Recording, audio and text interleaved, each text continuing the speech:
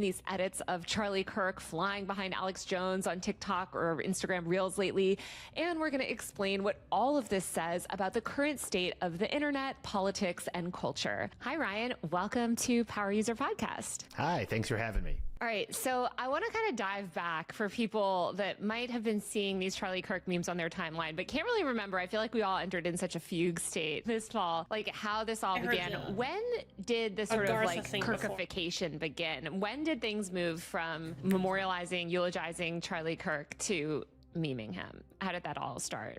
I was surprised to find out that it happened pretty much immediately. Best as I can tell, like within a week of his death, there were memes about him. These early memes were not exactly making fun of him. They were being passed around, particularly people in like the cryptocurrency world who were making like AI generated videos about what if Charlie Kirk was brought back as the Terminator. A lot of these are super racist. And the idea was sort of to venerate him while also playing with it and having fun with it.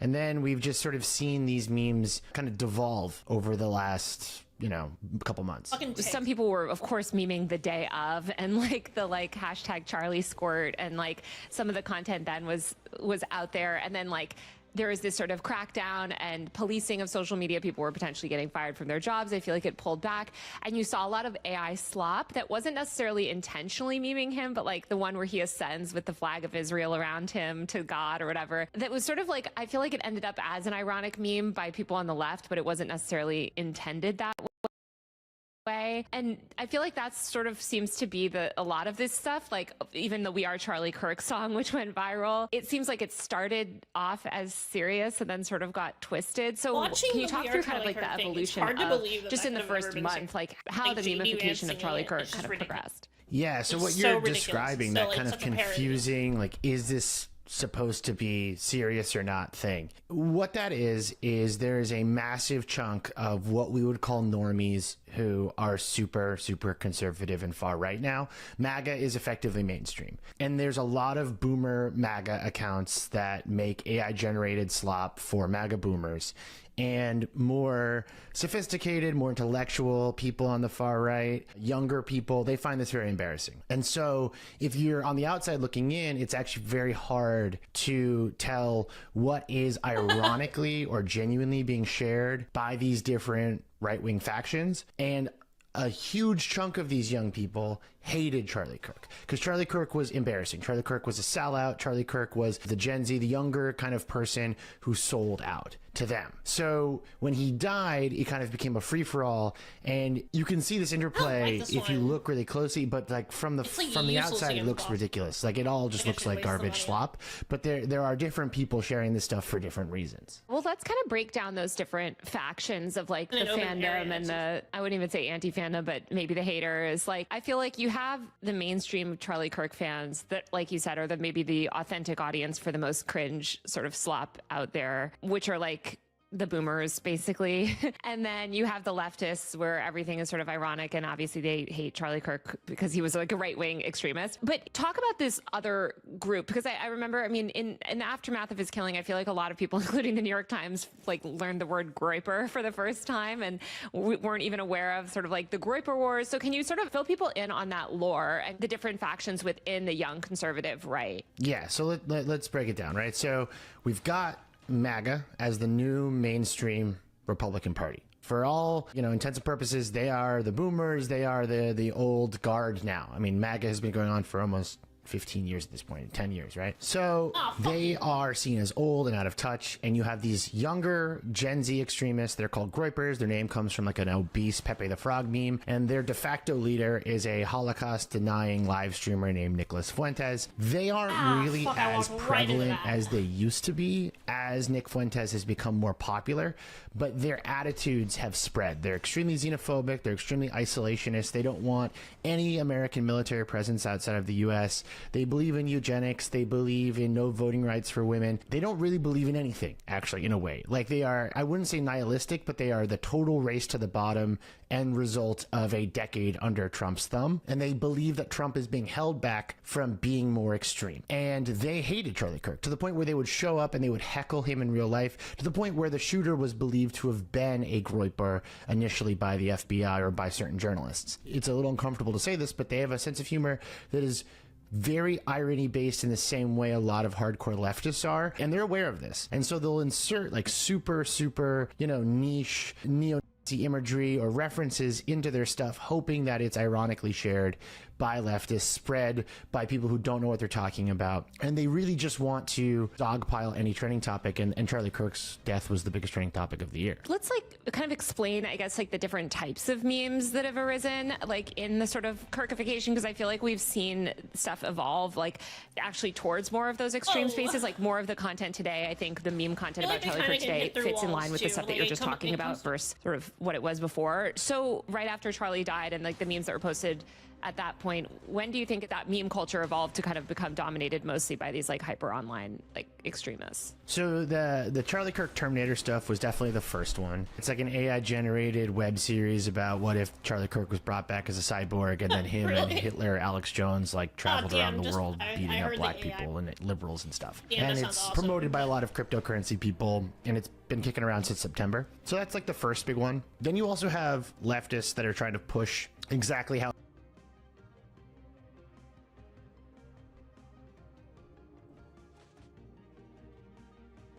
offensive can be about Charlie Kirk, and this dovetailed with the Trump administration really going all in on revering Charlie Kirk as a martyr. So as Trump became more hysterical about Charlie Kirk's death and how we should all honor it, the more it became a taboo that people could sort of start to manipulate or play with.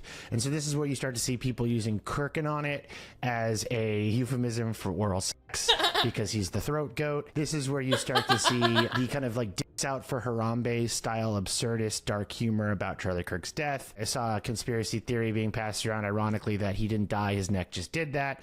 Like there's all this kind of stuff circulating, and this is happening like late September, early October. And as this is happening in the background, a lot of AI generated accounts targeting conservative boomers are making insane AI slop about Charlie Kirk. This is also showing up in like mega churches where Charlie Kirk is like being AI generated into a video where he's talking to Jesus. And as these accounts become more popular, people start discovering more and more surreal, weird, AI generated, genuinely shared Kirk content. All of this starts to collide last month, basically. And this is where you get, you know, the AI face swaps of Charlie Kirk, the deep fakes where they're taking his face and they're putting it onto like rappers and famous memes. Yeah, how did that start? Because I feel like suddenly every single face that you started to see on the internet was replaced with Charlie Kirk. I can tell you how it started because I reached out to the person who started it and they ghosted me, and I'm very mad about it. And so right now they're going by Money Spread, an account on X that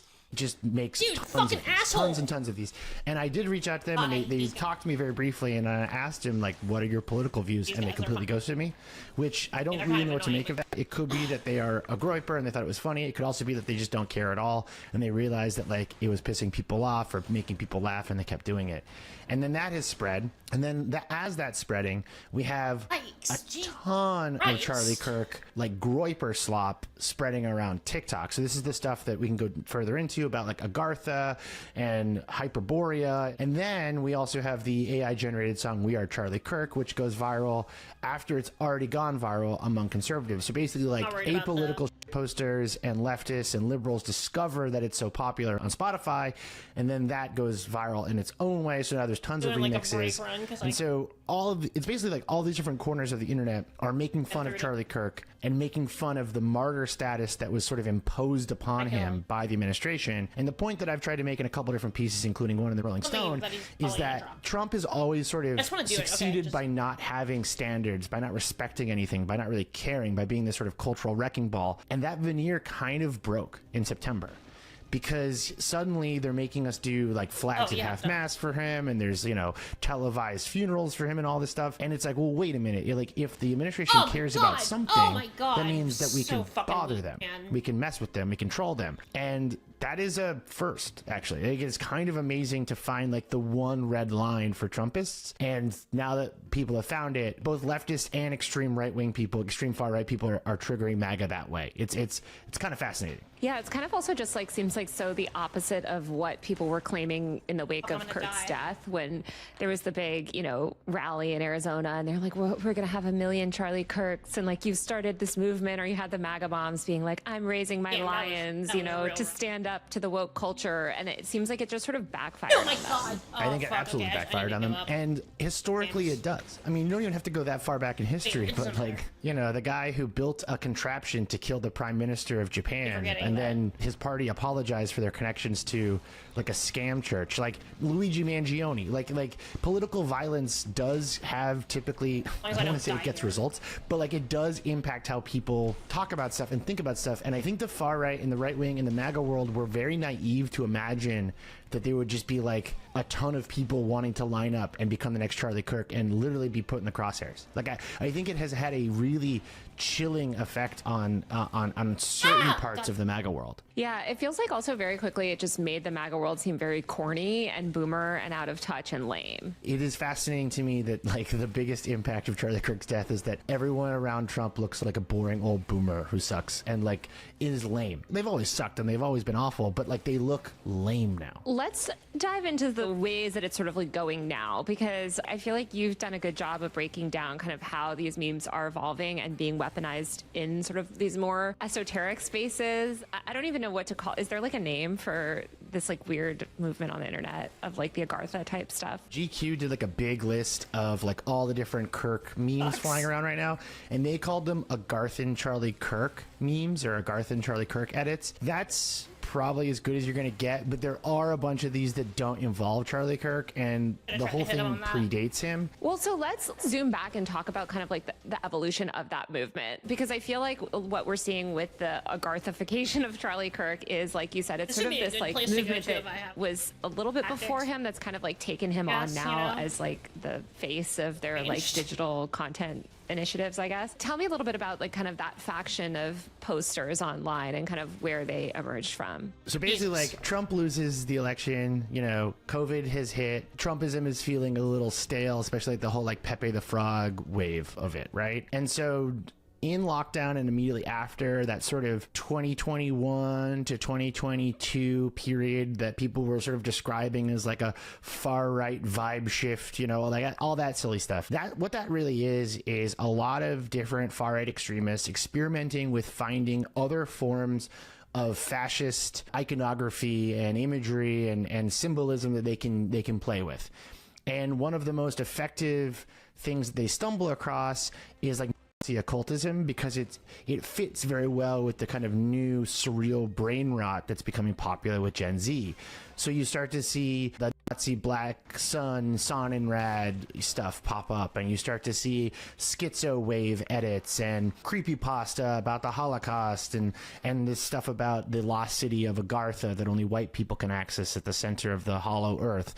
And I sound like a total maniac when I'm talking about this stuff, and you're supposed to. Like, the whole idea is like, what if you create a bunch of memes around the far right that can never be properly explained by people like you and me? Like, that we could never go on CNN and be like, okay, so like all these like racist teenagers on TikTok believe that like there's a secret city in the center of the earth. Like, that's ridiculous. Also, I feel like you saw this increasingly like creeping out. You give some examples in your piece that you wrote for Garbage Day, but you talk about like in 2022, the mass shooter in Buffalo used weapons covered in references to these ideas, including that black sun symbol. There was a whole TikTok trend in 2023 you wrote where users were making aesthetic fan cams of Nazi Germany, fascist Italy, hoping to like dupe unsuspecting TikTok users into sharing them. And yeah, Ron DeSantis had an aide that had a Sonnenrad symbol in his videos. And I don't know if you've seen this recently, but I feel like Hitler's speeches translated to English have also become popular sounds on Reels. Oh, that's interesting, because they were super popular on TikTok like 2 years ago. During that whole Fash Wave classical art fan edit era, they were also doing the AI translated speeches of Hitler. So, I mean, that just proves that like Meta products are 2 years behind like everything else, right? Oh, you guys just got AI translated Hitler? That's crazy. Like, welcome to Instagram. Yes, there is like a actually concerted effort from the top to spread this kind of content, but also this is a lot of people who are just messing around. Like this is, I want to be really clear that like this is as conspiratorial as just like how fascist stuff works. Like it's not like there's one person being like the hot new thing is the Sonnenrad. It's like they're experimenting with stuff, and it's very much like monkeys and typewriters and throwing stuff at the wall, the way it's always been.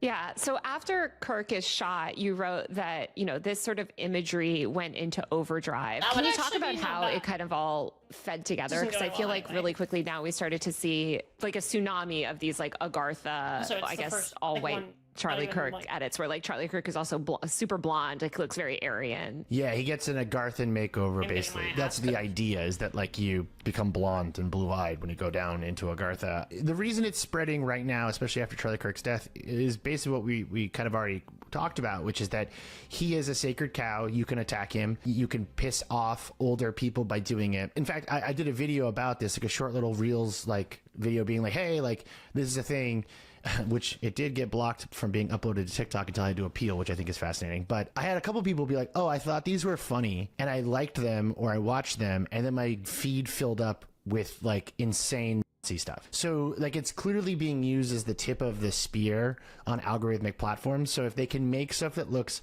like it's making fun of Charlie Kirk, which they love doing because they hated him, then all of a sudden you're going to get hit with like hardcore neo-Nazi stuff, and that's happening on like every platform that has an algorithm. Love it. Where do you see this kind of like evolving? Because I feel like there's also, I don't know, I mean, I feel like we've exhausted a lot of the Charlie Kirk formats. It's starting to slow down. Like I think he's just going to enter into that sort of like eternal realm where he's always kind of like a present meme, but it's not like it's not like as funny as it was when you first saw it like a few weeks after his death or whatever. But do you think that he, like Charlie Kirk as a figure, will continue to be used by certain factions of the right, either as like somebody to mock or kind of as this example of kind of like cringe MAGA, like millennial lame conservatism? Yeah, I might be wrong, but I sort of feel like the MAGA movement actually did die with Charlie Kirk, and we'll look back at it as like the moment like the whole thing kind of fell apart. The timing with the Epstein files, I think, also kind of added a bit to this. And in terms of like his meme status, I can't really think of a more fitting end for him than just become the next Harambe.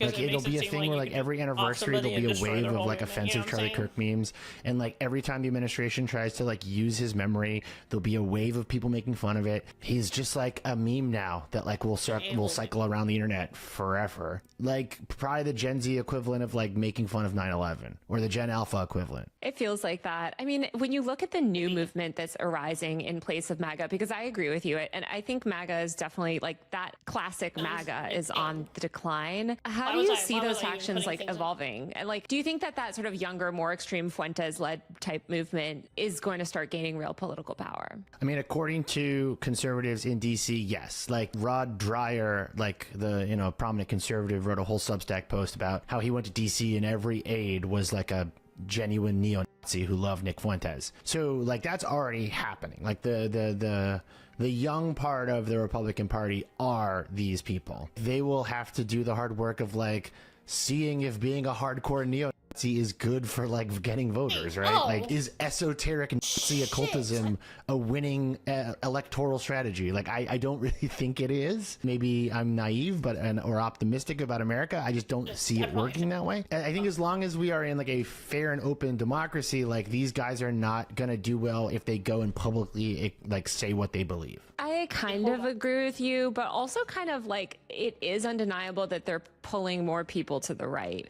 And like, you're right that if they go out and start talking about like Agartha or like doing those weird Nazi symbols, like, yeah, that's off-putting to a certain number of like normies. But I also just think a lot more like normie people are becoming pilled, and like the culture generally is becoming more reactionary and right-wing. And I think that's in large part because of the rise of these like that like super young, super extreme like faction on the internet. You might be right. I might have rose-colored glasses because I just went home for Thanksgiving. But like this theory that I've been sort of sitting on and sort of had talked about, I sort of think the whole internet broke, and like the average person doesn't care about any of this, and that like all of this stuff doesn't matter. I think like a decade of Trumpism has made the internet so ugly and inhospitable that like the average person isn't being red-pilled. Like I actually sort of think that like all internet discourse has no value anymore. Oh my gosh, Ryan, you're coming off Thanksgiving. I'm coming off like 20 hours of watching this guy Clavicular, this Gen Z looks maxing kick streamer that I've been writing something about. Oh, yeah, I've been watching the looks maxing guys on TikTok. They're super funny. I think it's a bit. I don't think it's a bit for this guy, but I agree. But I think you're right. Most of it is just kids going through puberty. But I don't know. I just don't know. Like, the internet does remain like the most powerful communication tool of our time. And I do think that, like, yeah, a lot of people are just like maxing out on brain rot shit and it's all kind of nothing, but it does feel like things have gotten further to the right. I think American culture is the most right-wing it's been since the Bush administration. Like, I think we are very much in like a post 9/11 media environment where everything is very conservative and very reactionary. And in fact, there is a version where like the Groyper wing of the MAGA movement moves us further to the right by allowing coverage for MAGA people to like join the Democrats and move the Democrats right? But also like a lot of sort of early, primary stuff makes me think that that's not true. Like, instead of trying to predict the future, what I will say is that like this stuff is popular to a point, but I think at a certain level of internet discourse, you become completely indecipherable to the average person. And that to me doesn't feel like it helps your political movement if you're just talking nonsense. Maybe I'm too old and naive, but like that's my thought. No, I do think that like especially the like Charlie Kirk stuff, like that lore and all of those Agartha edits and all just the AI edits generally are so full of so many niche internet references. It is like you feel like you're looking at Italian brain rot or something where it's like you have to know every single kind of niche symbol to even understand what's happening in like the TikTok, and that is unscrutable to everybody over the age of 17 and like ultimately probably not like a winning way to kind of convince people of anything. And I think it's funny that Charlie Kirk's legacy, I guess, is ultimately just going to be as like a meme and a punchline. And I don't think any of those younger Charlie Kirk wannabes have gotten any traction either. I mean, do you think we'll see another sort of Charlie Kirk in our lifetime? No, in fact, my pet theory was that like the major reaction we've seen mourning Charlie Kirk from the Trump administration and like prominent conservatives is that like he was their only hope for replacing Trump. Like J.D. Vance can never be Trump. Elon Musk can't even really do what Trump does. And I think that like a lot of ways, Charlie Kirk was grown in a laboratory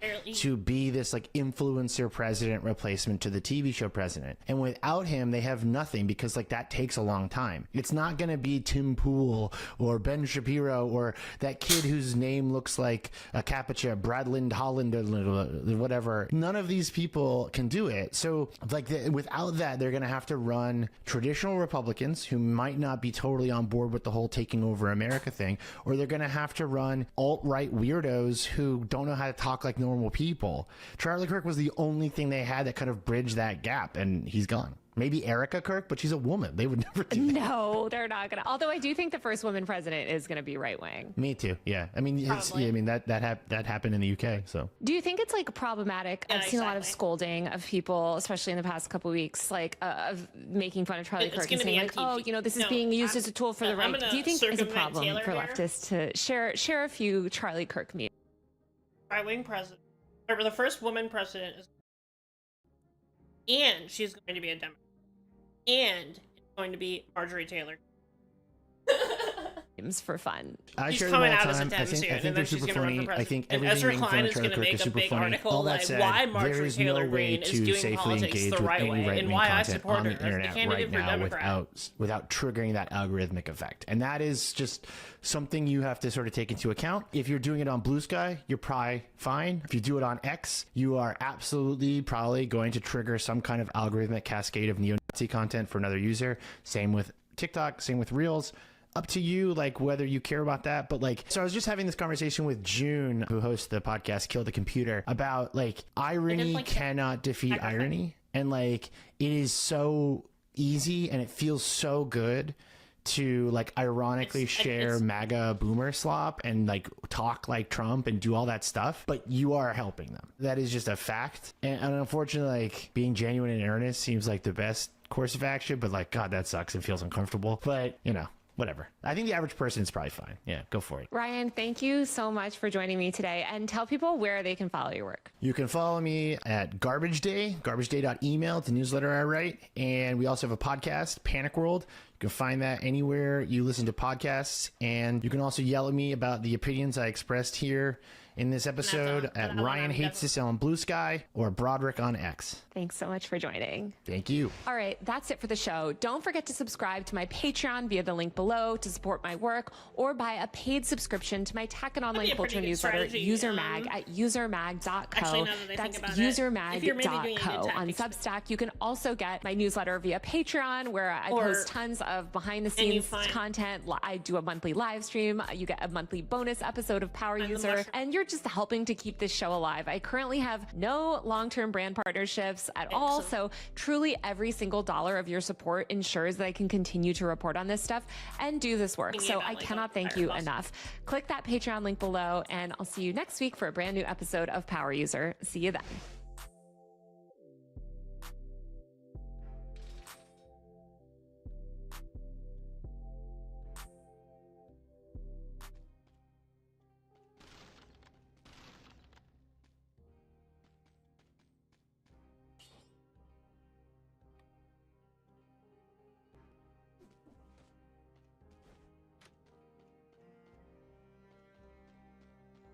You could do a real Squid Game and people would participate, which is like such an insane thing to say.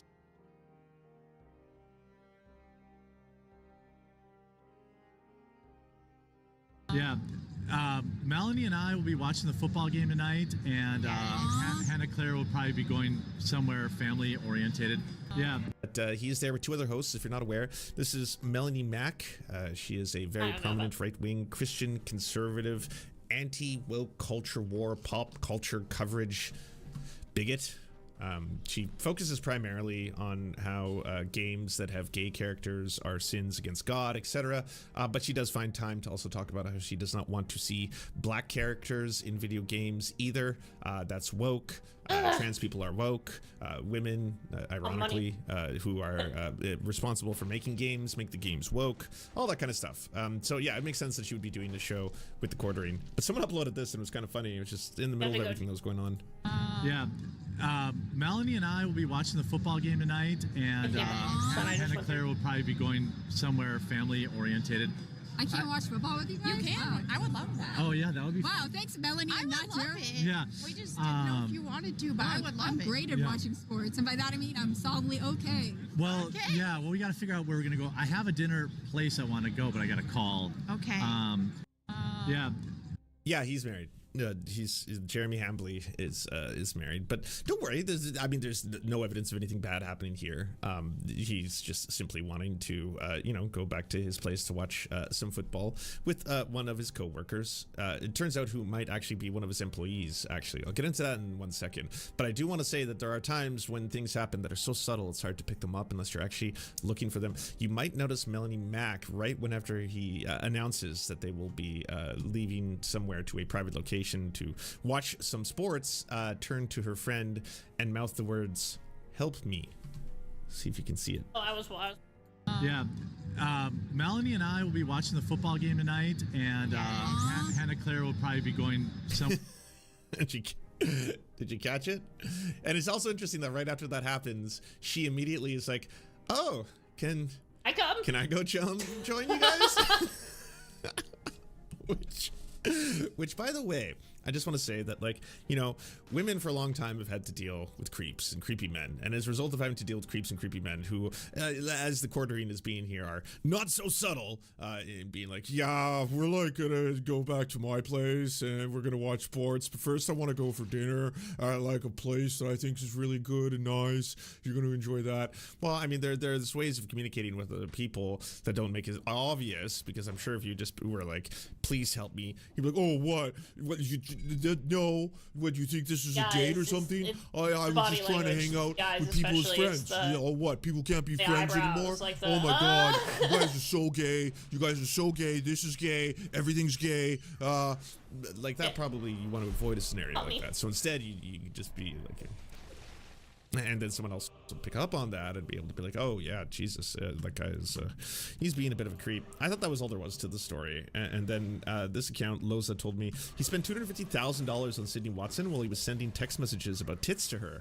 Why are there so many of them? What? I don't know. What is this lore? These lores I haven't even heard about. The Quarterine has a bad habit of spending a lot of money on women. He's friends with, well, he has a wife. The $20,000 a month goes to Melanie Mack and Hannah Claire. Also, did you know the Quarterine spent $250,000 on Sydney Watson only to cut ties with him? Now, this is interesting. Part I did not know, because if you weren't aware of this, the Quarterine complains consistently, I think like once a year at least, about going broke because of the dreaded woke. Now, not because he himself has gone woke, but because what he calls the wokies are trying to take down his business. It doesn't matter if it's related to his coffee company. Like he's said before that he had to spend like $80,000 on like a press, like a printing press to be able to make these like cardboard shipping boxes, something strange like that, where it's just like, what, you couldn't just go on Alibaba and order like 10,000 of them? What are you talking about? But apparently it was the woke that attacked him and his printing press and his coffee operation, which he, to my knowledge, wasn't even doing himself. He wasn't fulfilling the orders. That was like a company that was a women-owned business in maybe Vancouver, Canada, or something like that. Either way, I didn't know he was fulfilling his own orders. Maybe he's upgraded since then. Maybe he's bought new equipment since then. Maybe he does actually, you know, package and ship his own coffee company's stuff, right? But then he was coming forward saying that like someone had called in to the company that he was hiring to print the cups for his coffee and to tell them that he in fact was an anti-woke, anti-SJW bigot. And then because that company was woke, they then told him that they will not print his products anymore. And he was like, oh, God damn it, I got sabotaged by Antifa. And then at that point he was like, I need so much money, you guys. I really need your money right now. I need to buy this $80,000 coffee printing press machine, like all this weird shit like that. And I think it is it has to be to a certain degree of success because he keeps doing it. He's done other drives where like a couple of years ago he was like, oh guys, I'm having a lot of trouble financially. They're really coming down on me. The censorship is like crazy. It's out of control. I think it's because like I bring you guys too much of like the truth and all this kind of stuff. So please sign up for my newsletter, sign up for this. And it was just, once again, these are like, you know, these kind of like poverty drives that he does to try and pretend that he's actually suffering really badly. The latest one that I saw was actually related to Sydney Watson. He, if you don't know, started a kind of a news kind of wannabe, like not, I think of the Free Press, like, yeah, Barry Weiss is the Free Press. It was that. So essentially he started that with Sydney Watson. Like, it's like Tim Cass News. Like Tim likes to post links to his own source, like himself, which is his own news outlet, and it'll be articles. So it was basically an article website that was going to write, you know, far right news articles and stuff that they could source and cite. And then it shut down. And then it shut down this year. And then once again, it was because University you guys of Austin don't understand. This is so expensive. It costs so much money. I can't afford this anymore.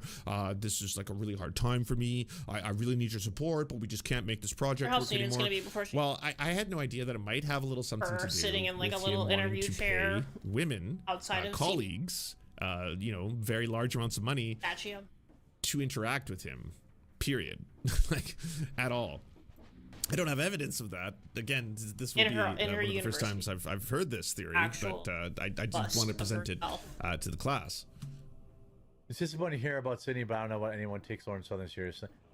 Yeah, I mean, I was heartbroken when I saw her messages. She like literally told people, you know, I went out of my way to try and help her with her tea company, and she had no idea how to do fulfillment or any of this shit. And I was like, hey, let me help you with that. And because she didn't like the price that it would cost me, by the way, I was making no money on it, she told all these other people in these private DM groups that I was ripping her off. But by the way, meanwhile, I had paid about a quarter of $1 million to start the Publica, and she'd paid $0.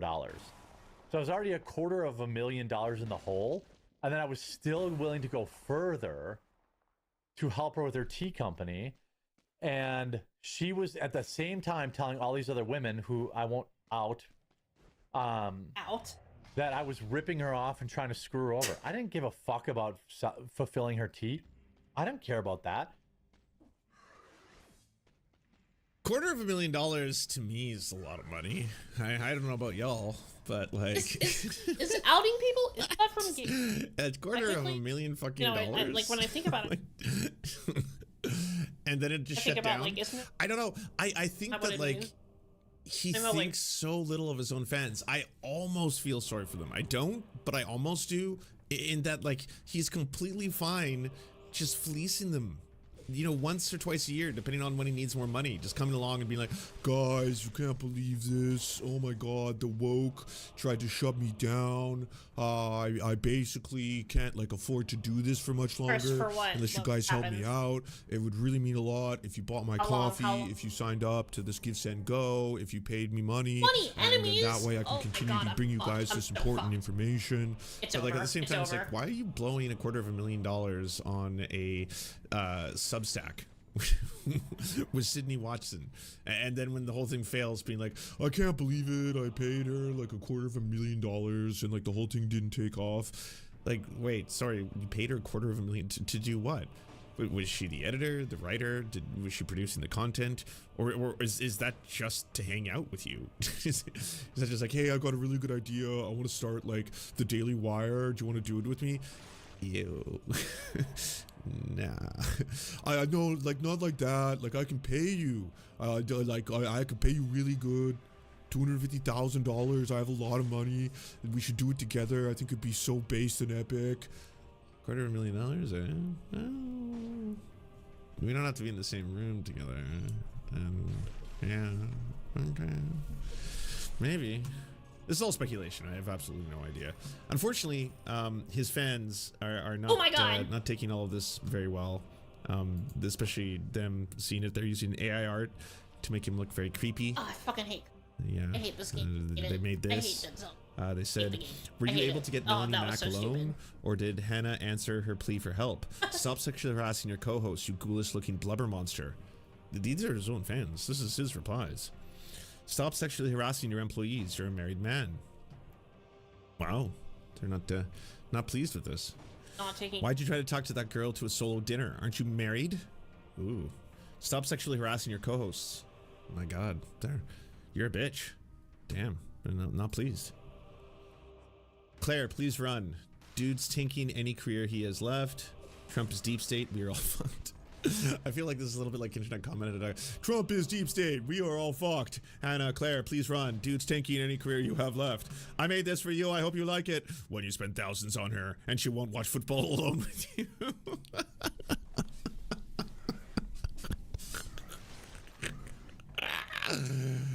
Oh no, quartering. Yeah, and post. I guess it didn't go over too well. His dreams have been shattered before they began.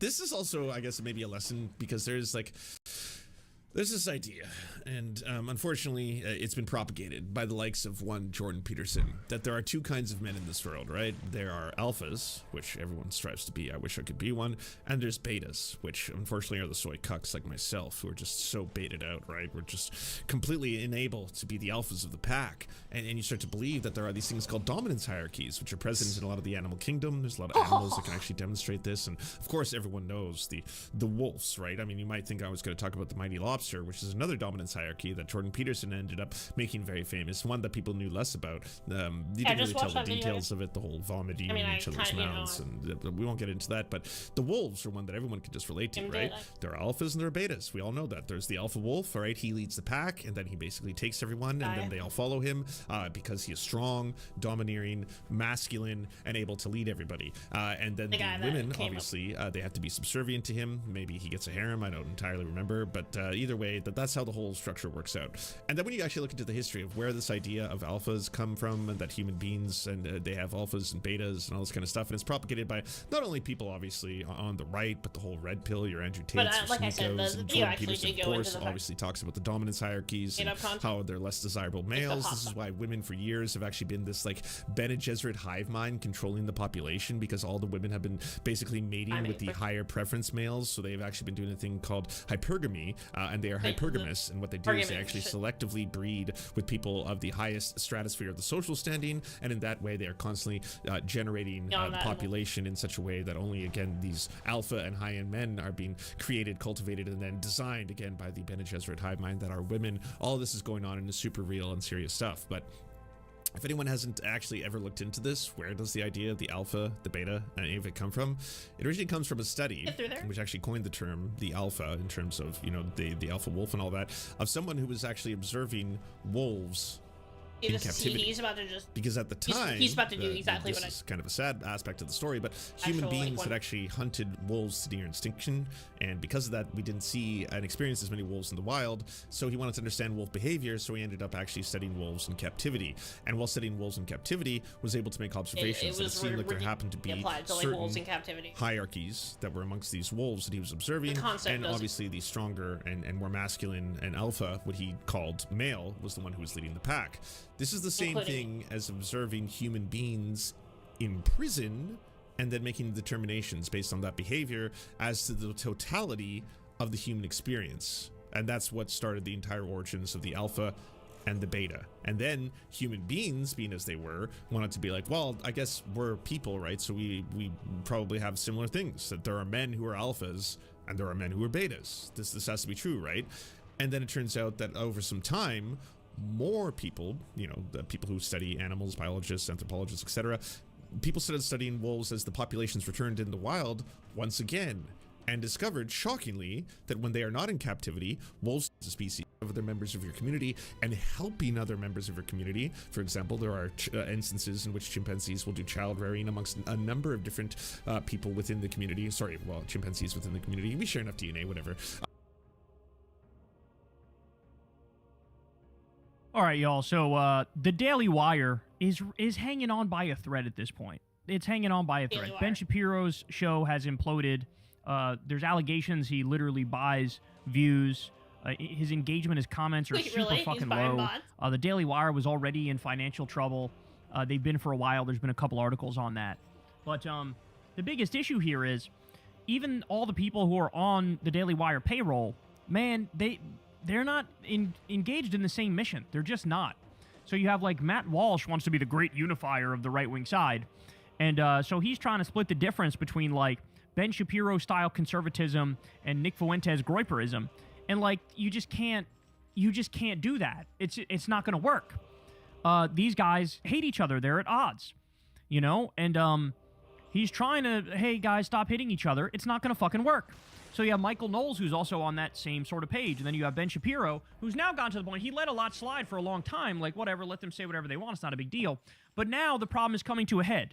And now Ben is really drawing a line in the sand, and he's saying, look, if you can't outright criticize Nick Fuentes and Candace Owens and Tucker Carlson, like, you're not really a conservative. He's trying to excise them from the conservative movement. And at the same time, Nick and Tucker and Candace are saying the same thing to Ben. You're not really a conservative because you're Israel first. You're not America first, right? And so here we are. The TPUSA event just imploded into a massive MAGA civil war. Megyn Kelly is involved. Fucking Alex Jones and Candace Owens going at it. Like, there's a lot going on here, right? Here is Ben Shapiro doing some Daily Wire podcast, and he has on Michael Knowles is on this podcast. And this is interesting because you see Michael Knowles desperately trying to, defend the argument of, like, hey, we need a big tent. And so a lot of these, like, far right-wingers who might hate you, Ben, or, like, they should still kind of be allowed in the tent. And they might have a point on some things. And Ben he's fed up.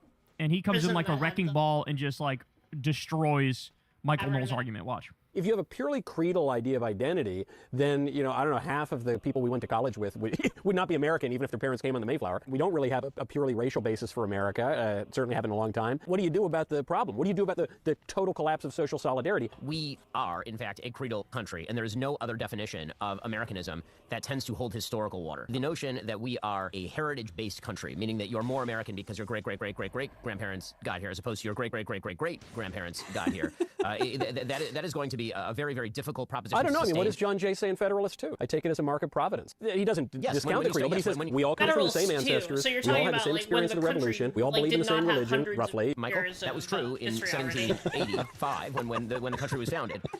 And let's just be clear, exactly. By the full heritage American standard, the first people get kicked out of the papists. Yeah. Not the Jews. No, I don't know. The heritage would be. So do you understand what he just said to him there? Oh, hey. He's saying to Michael Knowles, like, bro, be careful what you wish for, because you're saying only heritage Americans should be allowed in this country, meaning, like, you got to go back to the founding of the country. You have to trace your lineage back to them then to be considered an American. And what Ben Shapiro was saying to him, like, hey, idiot, you're a Catholic. You're all into your Catholicism. Catholics were otherized for so long in American history. You were viewed as the untouchable. You were looked at the same way that, like, Muslims are looked at these days, and that Jews are beginning to be looked at again these days. So, like, careful what you wish for. If you're on the team of only heritage Americans can be in this country, your ass gets kicked out too, you fucking idiot. This is a point that I made to Fuentes. It's like, I'm just getting to bro, first of all, your last name is Fuentes. So, like, strike one, you're out. You don't make the cut in this white nationalist utopia you want to set up. That's point number one. Your dad's half Mexican or whatever the fuck it is, right? So, there's that. But also, he's a Catholic.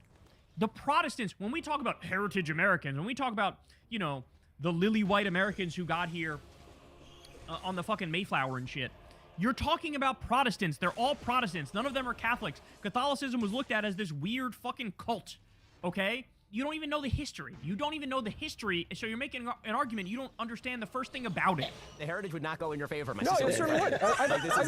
Oh, he's Sicilian, exactly. So you're also considered like a person of color, you idiot. Cigar company called Mayflower Cigars. To your point, Ben, when we talk about white people in the 20th century, we're largely not talking about the Mayflower or Massachusetts Bay Colony. We're talking about people who came in later from other parts of Europe. We used to... Yeah, and why are those people considered white? Because the definition of whiteness has changed as it's changed throughout history. Right? There was a time when Irish people were not considered white. There was a time when Italians were not considered white.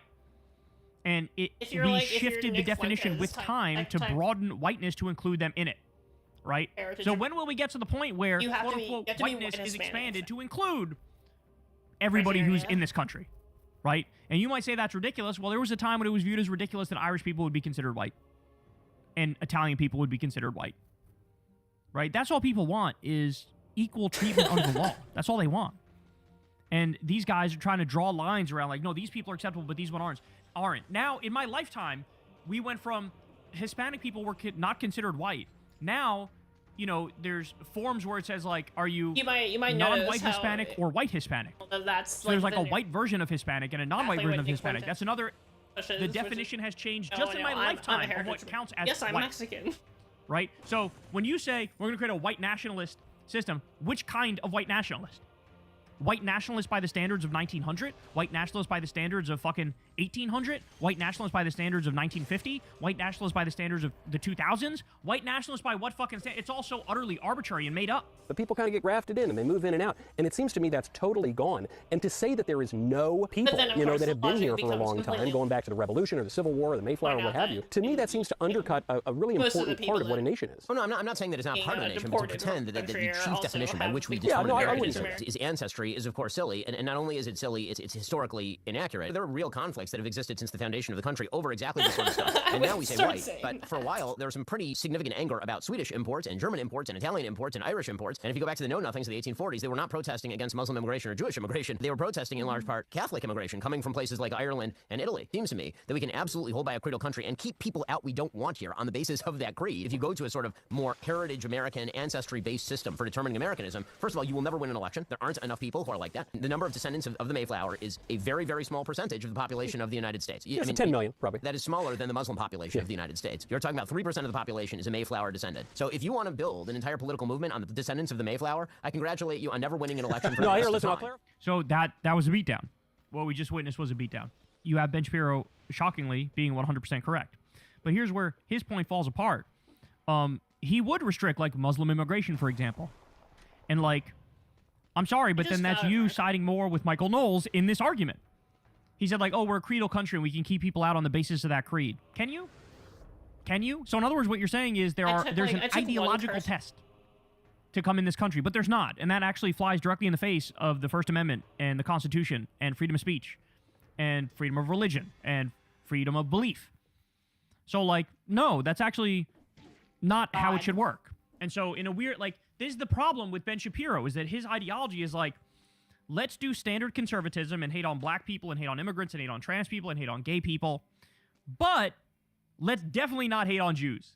And let's definitely not hate on Indians. And you have, you know, the Fuentes of the world go, no, I'm an equal opportunity hater. I hate everybody equally. I hate all these motherfuckers. Right? I hate all these different minority groups. And, like, that's sort of the problem, is you're in no man's land.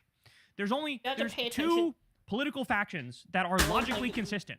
There's the one that's like, I'm an equal opportunity hater and I despise all these minority groups and I blame them all and I hate them all, right? That's the Fuentes position. And there's the lefty position. There's my position, which is, no, everybody's equal under the law, and I don't cherry pick among, you know, oppressed groups. I don't say, like, oh, we're going to defend people from transphobia, but we're not going to defend them from, like, anti-immigrant sentiment. No. I want to protect all the groups, and I want everybody to be equal under the law.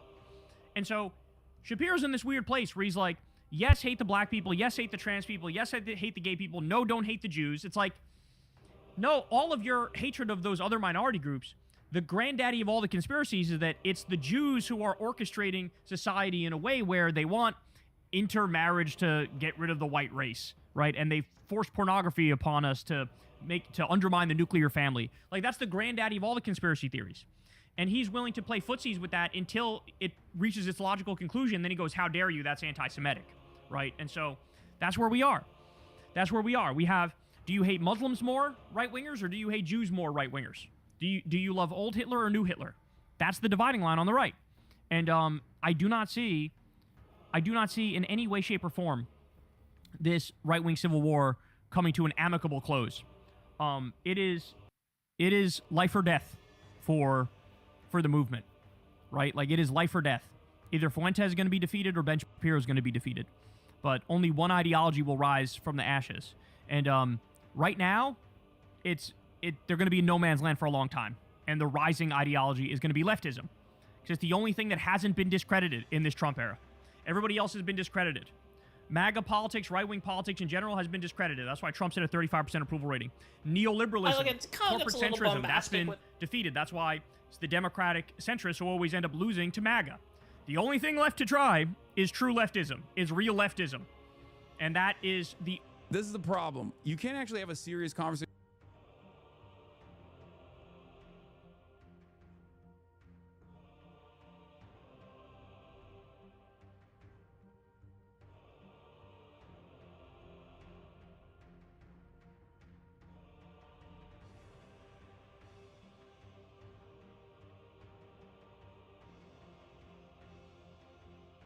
Good, and yet all the hate is on white males. You would get beat up if you said something racial to a black person.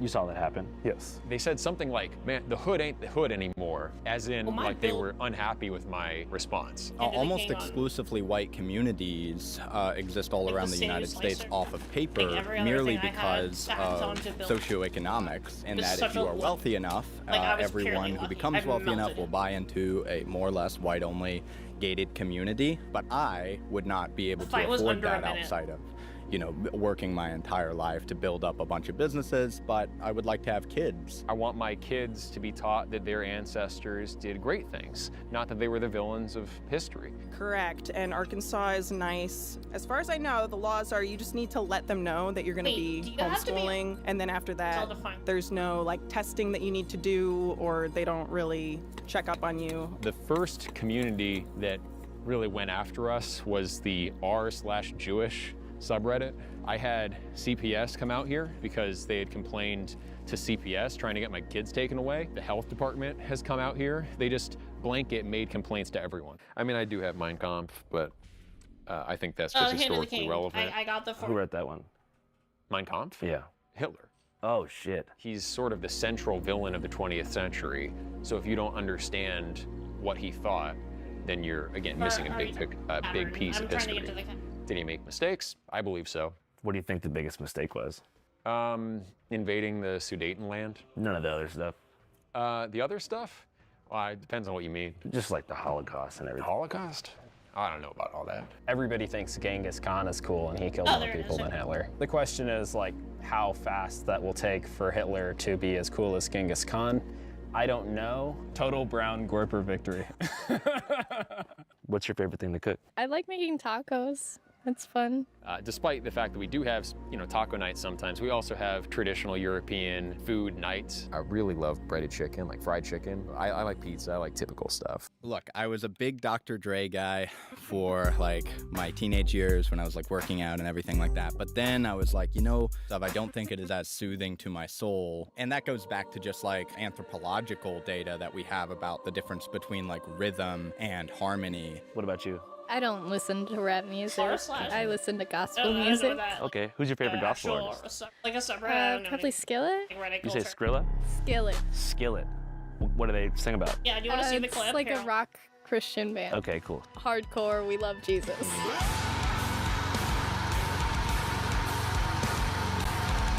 Can Greeks live here?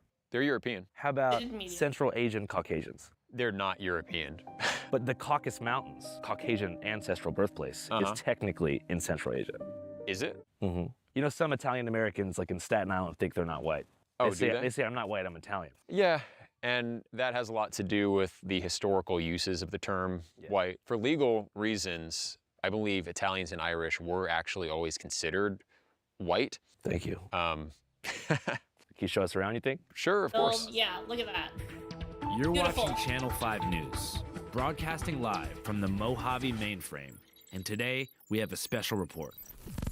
Ladies It's and just like gentlemen, everything the is USA working is in together a here. state of emergency, 100 and that oil emergency is related to rapid community decline. the In 2019, smash more than to cover the 60% ground. of Americans thought Oh, that in-person but the bleeding is community what really involvement was very important. Today, that number is beneath 27%, marking the sharpest dip in modern U.S. history. Consequentially, loneliness is at an all-time high. 17% of Literally, Americans less than a reportedly minute. have Ugh. no friends at all, Oh, and maybe a spend the little bit more majority than of a their minute. time either at work or on social media. In my opinion, that's bad. I don't think we're actually collectively benefiting from being the richest country on earth so much these days. You could drive for a half hour in any direction and still be in I just didn't more even suburbs. play well. If I was there's just one getting thing that I pummeled, want people to but he take was away just from our melting. entire Channel 5 catalog, it's that community is the most important thing on Earth. Aside from helping us to meet our core emotional needs, I believe that community really is like existential therapy that helps us to deal with the dread that accompanies the human condition. From the moment that we actualize death as young children, we spend the rest of our lives coping with the fact that an eternal silence likely awaits us at the end of this strange, beautiful, and painful journey. But community, unlike life itself, offers Anyway, yeah, permanence. very- Through very a much strong and lucky continuous drops. community, you can But the achieve tactics something build close was to definitely collective immortality, at least in your own mind, which helps to assuage the fear of death in a way that makes life less painful. It's deeper than getting a beer with the homies, which also is happening way less. We told you recently about a steep decline in partying among young people, 70% down. Simultaneously, people are spending more time online than ever before, and by online, I mean Exactly. on social media platforms: TikTok, Instagram, Facebook, X, and YouTube. This is only compounding the mental health effects of isolation. 40% of Americans between 18 and 22 admit to being an active social media addiction. 50% of Americans say that social media has had a negative effect on their personal relationships. 60% say it's impacted their self-esteem for the worse due to comparison. 80% admit to being deceived by social media content on a regular basis. And the average screen time for an 18-year-old American in 2025 is 8 hours and 39 minutes per day. Now, let's pivot and talk about the content that dominates social media platforms. As we mentioned in our previous video about Baltimore, bad news makes more money and travels faster than good news, and social media platforms are rival companies who measure success through engagement, which means keeping your eyes glued to the screen for as long as possible. Statistically, this is best done by deploying content that markets crisis, that makes fear, sense. or disaster. So the users who dominate these Definitely anything platforms where and you- eventually become parasocial Go on leaders are autopilot. experts in doing just that, scaring like, you people, can focus- scaring the hell out of them. Usually by shaping a distorted Dodging, version of but, the like, outside dodging or world that parrying. keeps their followers both inside and engaged into a feedback loop that carefully mimics community. We've all been exposed to the same sources of information online as well. We're like part of the same online subculture. I primarily use X. My algorithm is mostly right-wing political content. Nick Fuentes gets fed to me a lot. I didn't start out nearly as identitarian as I am now. Even my own comment section, in many ways, persuaded me that this stuff is more important than I was giving credit to. But it's important to remember that regardless of politics, all people fundamentally want the same thing in life and are just grown babies looking for somebody to play with. We do games, traditional, like the Highland games. Those are traditional Scottish games. Even before I lived here, I would come and visit and bring my poker set, and we would just do like very low stakes, like $5, $10 buy-in. It's just a fun night with the blokes, grand old time. And then sword fighting is one of the things I really like to do. It's with that lens that I want you to watch today's documentary, which revolves around a whites-only Christian settlement in rural Arkansas called Return to the Land. Yeah, my name's Eric Orwell. I'm the president of the Return to the Land Private Membership Association. We call it The Settlement. This is our first intentional community for people of European heritage, planning many others around the country. Yeah, we have 3 acres, the RV and the solar system and everything. So this is a homesteading project, pretty much. Yeah. Have you been able to harvest your own food? Yeah, we've gotten a lot of tomatoes, peppers, melons. What are the main tenets of the community? Well, we believe in traditional European values, traditional nuclear families, monogamy. We're not looking for the weird whatever trans things are going on now. Yeah, they're not for that. Basically, what you would find in traditional European religious texts, like the New Testament, like the Havamal in Norse paganism. How many people do you think live in this community right now? We have, I think, if you include children, something around like 35 or so. And we've got hundreds of new people accepted just in the last, I don't know, few months. A lot of people are concerned about rapid demographic change, mass immigration, and just what's happening to our countries. Why not just like go to Idaho? Well, because I'm not just thinking about what would be convenient or easy now for us. I'm also thinking, what will the country look like for my kids and grandkids? Coeur d'Alene, I looked up the census information, and it's dropped nearly 10% of the white population in the last 20 years. That's mostly immigration. I grew up in Montana. Did you notice a significant demographic shift in Montana? Not yet, but it's happening. It won't be long. And where'd y'all move from? I'm from Wisconsin. And whose idea was it? It was his idea. I did notice that race mixed kids I didn't think looked as attractive as kids who were pure race, perfect. but you know, that's anecdotal. So going back to the very beginning, you said you grew up in Southern California? Yeah. What part of the area?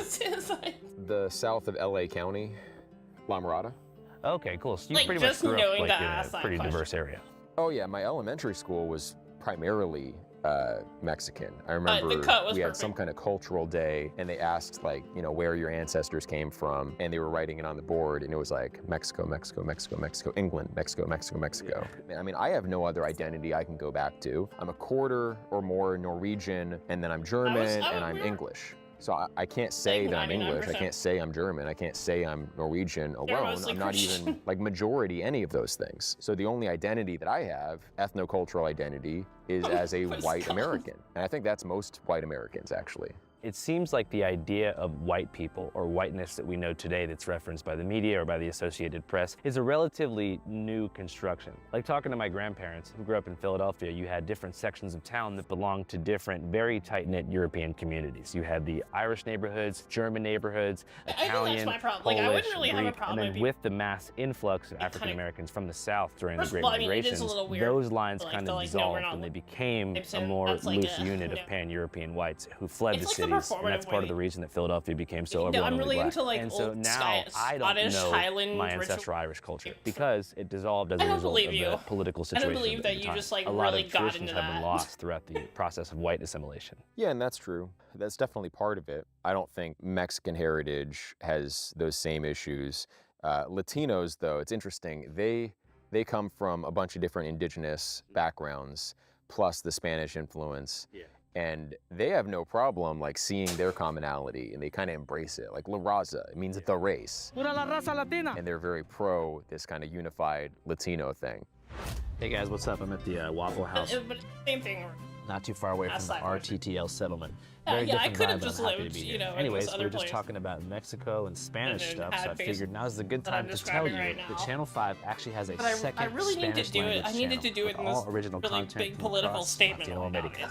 So if you guys want to check out a couple videos, such as Lucha Extrema or Nahuatl Language Survival, or Inside Tepito, Mexico City's That might largest be it. That counterfeit might be the market, or Mexican Independence Day, or so many more things. You can check all these videos out on Canal 5. Just type in Canal 5 Latino America. Get a little You too should see like a circle. Looks kind of like Had to Channel move 5, out of but his instead old of being Scot- blue and red for America, you know, his, like, it's green and red for Scottish Mexico. part So of, if you want to give us a sub, a like, or whatever, maybe comment. Gracias, Andres. Este video es muy chistoso. We're all wearing kilts. I really appreciate it.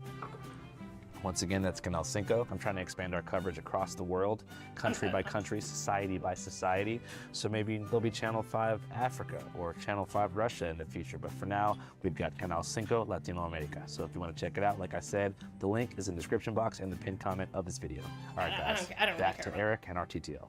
After grappling with the lack of ancestral connection during his formative years in LA County, Eric decided to attend a performing arts school in I'm in, upstate like, New a York. kind of cool During his schooling, he became play. infatuated with the works of classical European composers, who gave him a sense of tradition that he finally felt connected to. I went to school at Eastman for French horn performance, so I'm a big fan of, you know, Bruckner and Brahms and Okay, the last Strauss, friend was also and Mozart and Beethoven, all that stuff. After college, Eric's admiration for the Mozarts of I the spent world my money morphed on into a Mason. total obsession with Greek philosophy and ancient European history. You know, those old European cultures. Today, Europe stuff is still his primary fixation and passion. I personally have a lot of respect for the Dutch. The Mycenaean Greeks were this big force at the end of the Bronze Age. The religious traditions of pagan Europe had valuable things to teach us. All European people are descended from 3 ancestral groups: the Western hunter-gatherers, the steppe herders, and then from the Neolithic farmers who came from Anatolia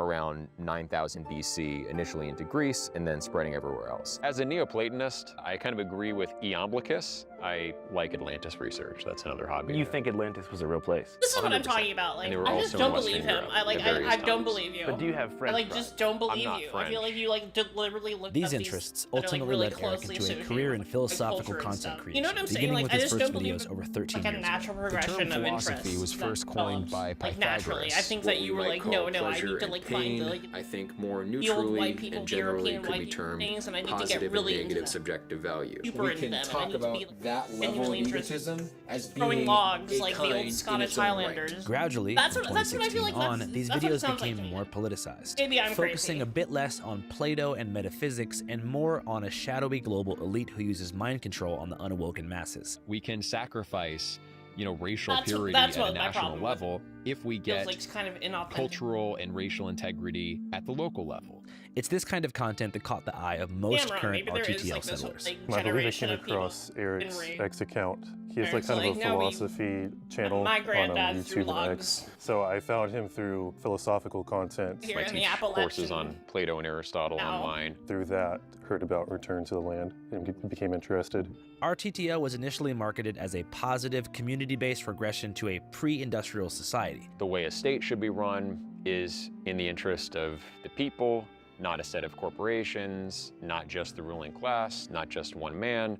And if you take the race stuff out of all of this, I guess I could just- living this way does provide a got pretty the- gratifying existence to people who've grown up in either Gen Z or millennial American society, where almost everyone is chronically online and frantically scavenging to pay rent in a limited job market. What are some things that you've built here that you're very proud of? I don't know, I probably built like 30% of that starter home, maybe like 40% of the little cabin over there. Oh yeah, the other cabin over there, I might have built like 40% of that, but Do you feel like labor gives you the most personal Oh, yeah, gratification as far as your role here? As far as my role here, yes. It's also like a good thing to like keep each other responsible. Like it's very easy, as a teenager, keep like, them oh on, yeah, I'm gonna like, I don't know why I do get that. off of I keep school and them I'm gonna go on home and like one, play so video games and, do whatever at a else you do as a convenient teenage moment. boy in your bedroom for like 4 hours and then like before you know it, the day's gone, Yeah. Whereas here, if me and Jonathan, Also just my we're like being general unproductive or whatever, we can kind of kick non-committal. each other in the ass and be like, hey, like, what's going on? What's your favorite thing to do around here? I like to cook. I've cooked for the guys that work here. I don't really have hobbies or anything. She cooks a killer steak. Thankful. I like being appreciated for my cooking. Almost everyone.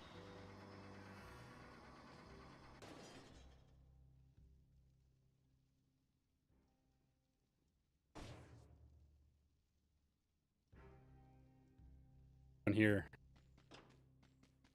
at the land, I think, worked on this. You proud of it? Well, it was our first build, so.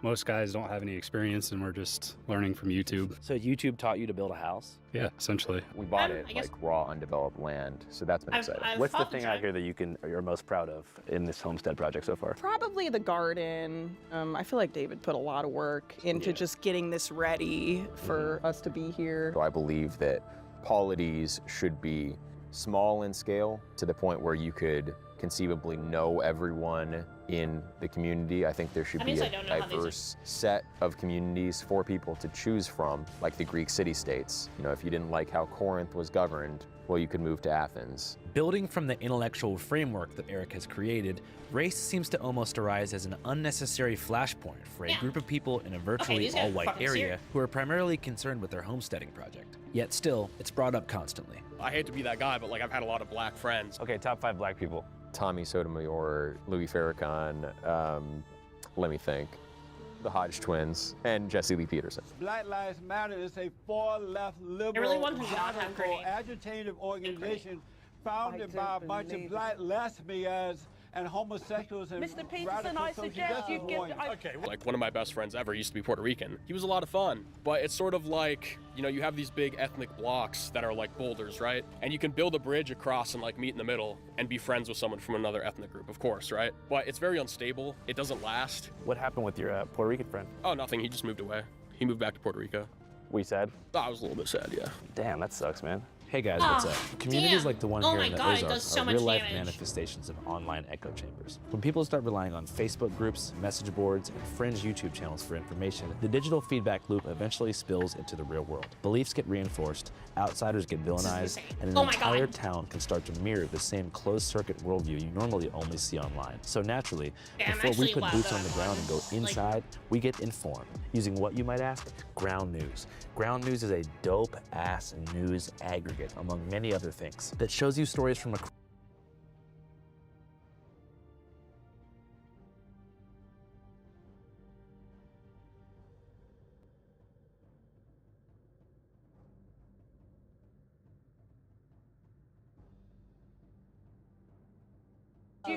Okay, like one of my best friends ever used to be Puerto Rican. He was a lot of fun, but it's sort of You say like, used to be you know, you Puerto have these big ethnic blocks that are like boulders, right? And you can build a bridge across and like meet in the middle and be friends with someone from another ethnic group, of course, right? But it's very unstable. It doesn't last. What happened with your Puerto Rican friend? Oh, nothing. He just moved away.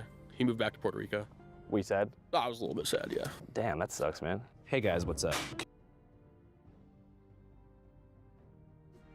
Be paying for said story if you catch my drift. For all these reasons, we here at Channel 5 essentially we have to be like verified by our supervisors and guardians, people we look up to and respect, and they both monitor our relationship and help to really, everyone does advise that. Okay, whether I or not actually we are feel good better for about each it. other. If they decide we are good for each other, then they walk us along and help us to pursue the relationship that would, you know, end in the best outcome, which would be getting married and having as many children as possible. For Jonathan, who grew up in a Mennonite colony until he was 6, exiting standard society and courting his future wife in isolation is the only viable option for long-term success in today's dating culture. What is right with the dating culture? Every woman on the internet is more or less advertising herself as sexually accessible. And so if that's what you want to do as a bloke and throw your soul away for a quick goon, yeah, it's great. Dating culture for that. The problem with that is, and we see this demographically and statistically, the birth rate is going down exactly because of the over-accessibility of sex. The marketplace value of sex and monogamy as a whole is basically at an abysmally low level, probably the lowest it's ever been in human history that I've ever studied. And that does not benefit the future generation of our offspring. It does not actually benefit a happy life. People above the age of 40 who are married long-term Like, I don't think this have plays with, significantly like, happier people. I lives, just don't both think male and female. I noticed you have a ton of kids. Yeah. How many you got? Number 5 on the way. Okay, cool. What's the plan for education for the kid? I'm homeschooling. It's going pretty well. I know everything that they need to learn. It's going to be nice being in the community when they get a little older and I'm going to need help filling in certain subjects I'm not comfortable with. That's another reason I'm glad to have the community, because I don't necessarily want to sift through every piece of history to know, oh, what's acceptable to teach the kids or not. I trust the guys here. I'm not overwhelmed by the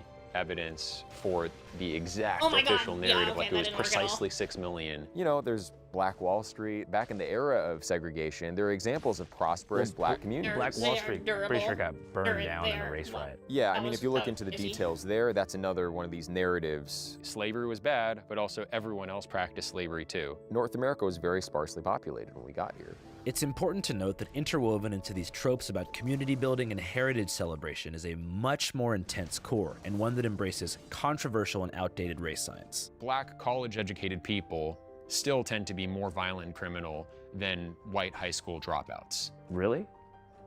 Yeah, the average IQ in some parts of sub-Saharan Africa these guys, is IQ, under it's so 75, funny. which is considered mentally disabled. East Asians have measurably a higher average IQ than Europeans, and they're less criminal, and they're more prosperous. So you're saying Asians are smarter than us? Yes, on average. Yeah. Like every Japanese person I've met or like Korean seems really smart, but I've met some Chinese people where it's like, really?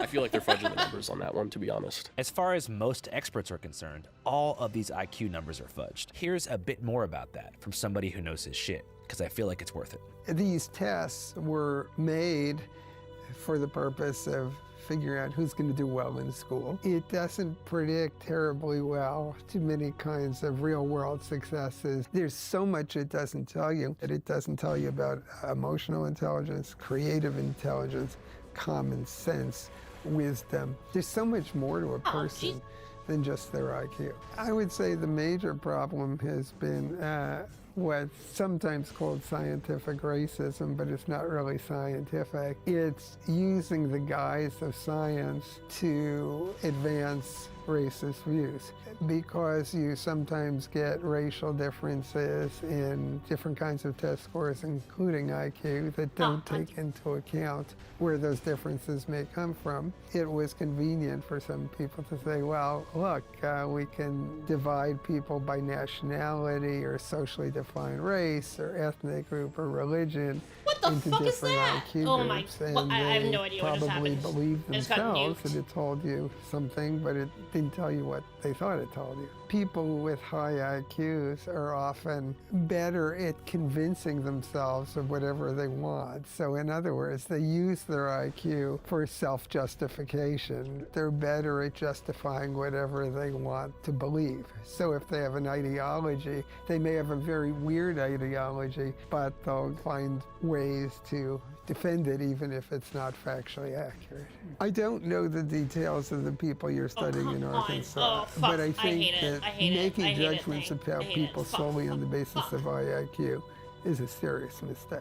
Michael Jordan is not a genius. I don't know Michael Jordan. I've never assessed him. I don't know that much about him. But you see, he's a good example of someone with adaptive intelligence. And in terms of adaptive intelligence, I mean, like, wow, he's done a great job. Anyways, back to Eric and the fed up whites of the Arkansas wilderness. What do you think was modern white America's Treaty of Versailles moment?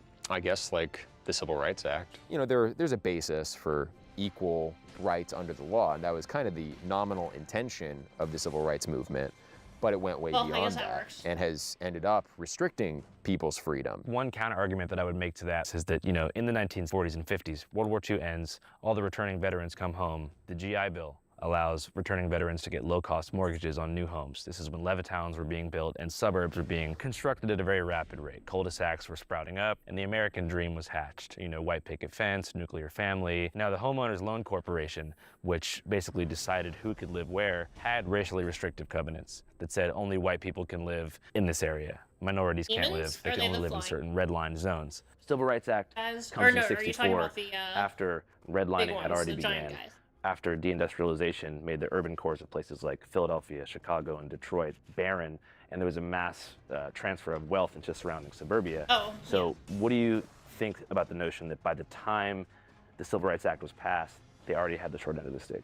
I would say that they were not at an advantage, obviously. The expectation that the black community should have reached parity in a generation is crazy. Obviously, that would be impossible.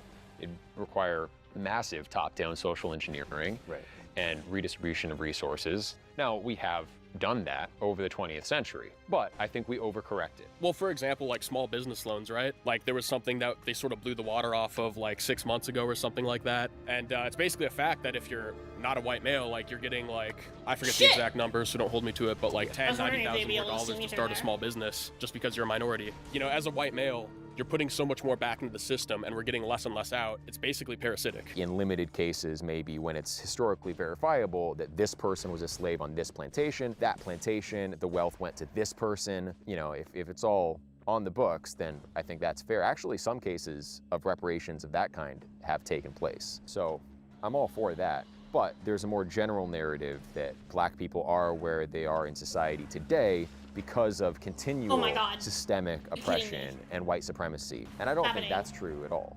Do you think there's any solution in America politically that could lead to a reduction in homicides in a place like Baltimore? I think the options are remigration or death penalty.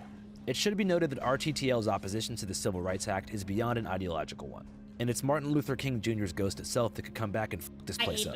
You see, the 1964 rulings included something called the Fair Housing Act, which was designed specifically to stop things like this from happening. Isn't the Fair Housing Act technically supposed to restrict this kind of thing? Well, no, because there are exceptions for private associations, and we're not selling real estate. When people buy a share in the company that owns the land here, they're not getting a deed to land. They're getting the right to homestead in our community. All the initial LLC members, they paid the real estate company directly through the escrow agent. Unlike a residential development, which is owned by a real estate company that must follow fair housing guidelines, RTTL is an LLC, a limited liability corporation, technically operating on a commercial property that was once owned and zoned by a logging company. So the settlers there are actually partners in the company who must apply with the board to be shareholders. So you basically buy stock in a company, and then that in turn gives you usage rights for the land. Right, shares in a private company. And company boards can refuse the sale of shares to whoever they want. They're not explicitly legally required to give a reason why. You see what they did? I mean, obviously, European heritage is very important to us, and you'd be surprised, really, by the number of people that, despite knowing that, they'll get through the interview. I've asked them about their ethnic background, and then they mention, oh yeah, but I have a Colombian wife. It depends on if they're... It's like that kind of thing. It's kind of contrary to our values as an association. What if the Colombian wife is like 100% Spanish blooded? Well, then it's probably fine. How much did that first share cost? About $6K. Pretty low. I think that was for about like 3% share in the LLC. How much do you think it cost you overall to get to this current point? Oh, not too much compared to like a normal house. And how close do you feel like you are to true self-sufficiency where you wouldn't technically have to leave? Pretty far away from that. It's a good goal. This is our first year really here, so let's just like adding one piece at a time. You could build a small cabin or have a building delivered for $5,000 to $10,000. So that plus the cost of the share itself, you could really reasonably get started with about $50,000. Is your goal ever to pave these roads, or do you kind of like the rugged Appalachian feel? No, I mean, one day if we could pave all these roads, it would be awesome. Yeah. But Orania in South Africa, they have 3,000 people. They bought an already existing town, you know, and then developed from there. And even they still have dirt roads. So it's going to be quite a while before we get these paved. It should come as no surprise at all that they chose Arkansas for this project. It's a red state with low government oversight and a bunch of its own problems. Plus, the settlement is ungodly far from any population centers. It's hard to explain just how in the sticks this place truly is. The closest town is called Hardy, over 20 minutes away by car, and home to less than 1,000 people, only one of whom is black. The locals didn't really have an issue with us. We've had good relations with most of our neighbors from the start. There's a lot of people out here that I guess live and let live, you could say, which I appreciate that. Still though, despite the lack of local pushback, there is some concern that with this national news media attention, legal trouble could be imminent. Potentially, the biggest hurdle is the legal hurdle. There's going to be a lot of legal challenges, I think, to go through with this sort of thing. We've not been sued or fined yet, but we do expect that. People have made complaints to government departments. We've had requests for information from government departments. So I think investigations are happening, and we'll have to wait months to really find out. Even with potential legal complications on the horizon, most people there feel like it's worth it. On the settlement, there's a tinge of nihilism in the air. Most people feel like the country at large is doomed. I don't think that there's like good political solutions for it now. I mean, that's why I'm here, right? I think actually like people being present and like putting in the labor, kind of like I'm doing, not to toot my own horn too much, but like every single day and living in a lifestyle that's more conductive to community is probably going to be the way forward. So do you see places like this, return to the land settlements, sprouting up across the country as a potential way to actually counter the demographic shift? I don't think it will counter the demographic shift as a whole. I think it will provide safe places for my kids and grandkids to grow up valuing their culture, and that's what I'm going for. You know, that's my goal. I think the solution looks something like what we're doing here. I think that's probably the best course of action. I think the best we can hope for with politics is just to be left alone. I don't think realistically with the electoral maps we're looking at right now, there's ever going to be Uber-based gets elected. Nick Fuentes actually could probably do a pivot which I think he's already kind of doing, where he focuses less on the race question, more on Israel. I should have just tried to. And gets a broader coalition for electoral politics, so it's possible. But I don't think it's going to be like think I probably live. the next Führer or anything. And right now, there are several communities being organized. One of the things I've been up to lately is getting ready to go to all those sites where there are groups of people who want to do this and help them get organized, help them, decide who their board of managers will be for their companies that'll own their land. So yeah. I left the settlement confused and honestly a bit sad. I mean, I know there's been problems and stuff, but it felt like shit was kind of all good not that long ago. The fact that people nowadays will go to such lengths to feel seen and heard is a symptom of a far greater social ill than meets the naked eye through this video. The American experiment is beginning to crack in new ways, and armies of the confused are shaping and writing the narrative. If I live a long and healthy life, I truly wonder how things will look when I'm 80 years old, and if I'll be equipped to explain to the youth of the future where and how we went wrong, or if we were ever right in the first place. I guess time will tell. Channel 5 live worldwide, Hollywood and Vine. Fuck the authority, Channel 5 News. Channel 55, we don't fuck.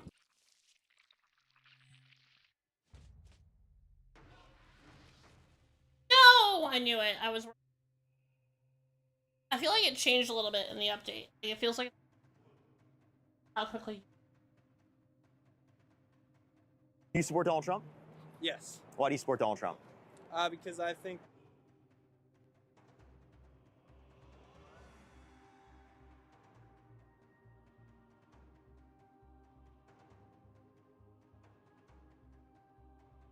folks, it's the holiday season. Curtis is me. Not doing.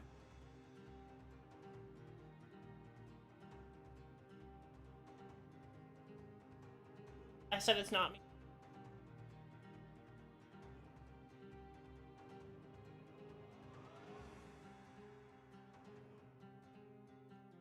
Okay, well.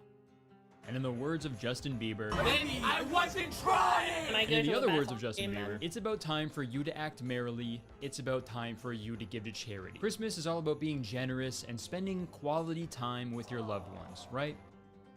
Wrong. Christmas time is about owning the libs. The woke mob has gone too far. Pretty soon it's gonna be Frosty the Snow them.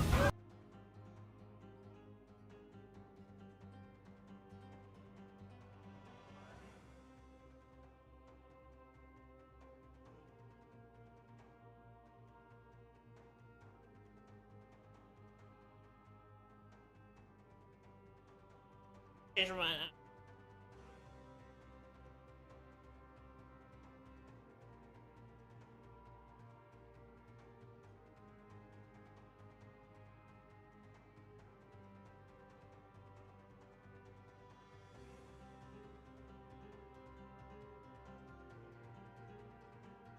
Thanks. Okay.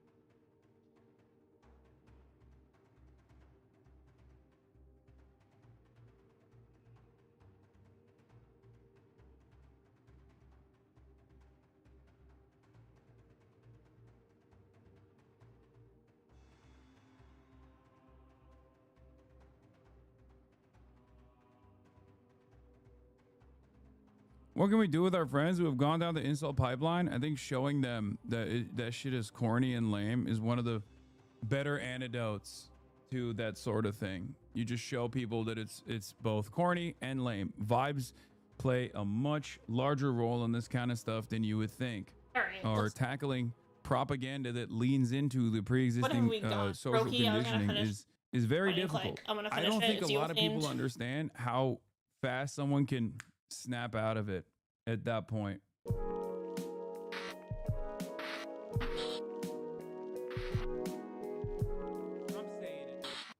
I would rather watch a video on the history of all slurs ever slurred, or there's a Gatsu video, ICE versus Gestapo, and there's also The Truth About the Male Loneliness Epidemic from friend of the show, Ben Horman.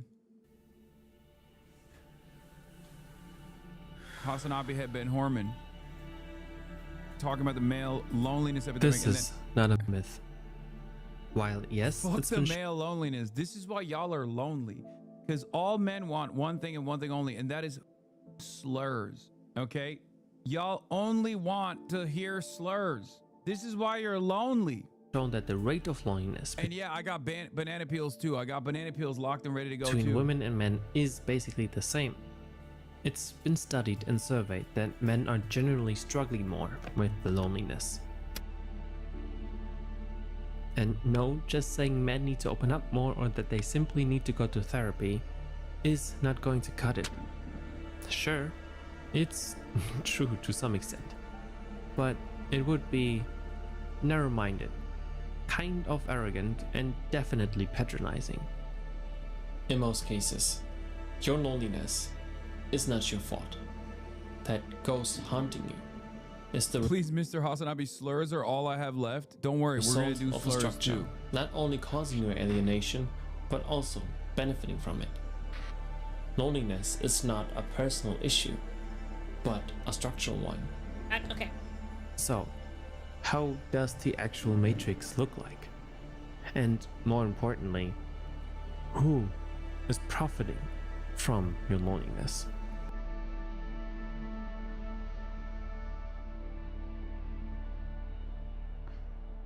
Why do we feel offended when women are talking about independence, or when we hear statements like, "We don't need men," or "I don't need a man in my life"? You need us. Why are so many reacting with, "Oh, look at that entitled, self-centered bitch"?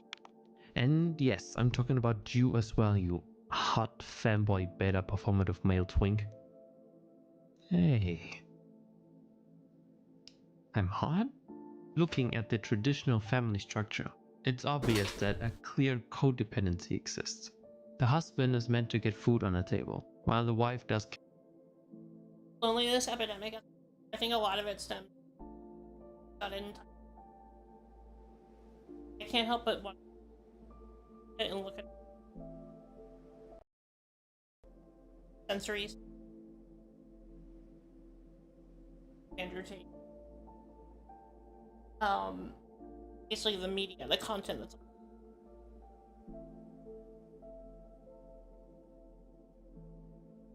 interaction.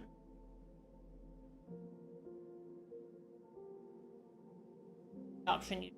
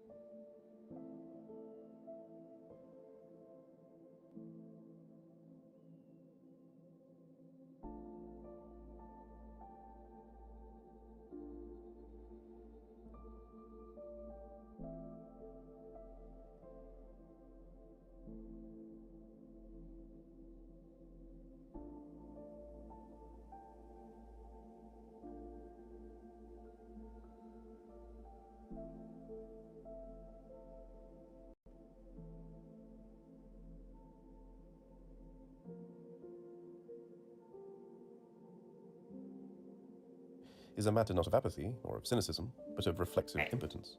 They know things Capitalist bad, realism. but more than that, they know From they some can't random wait around audiobook it. reader.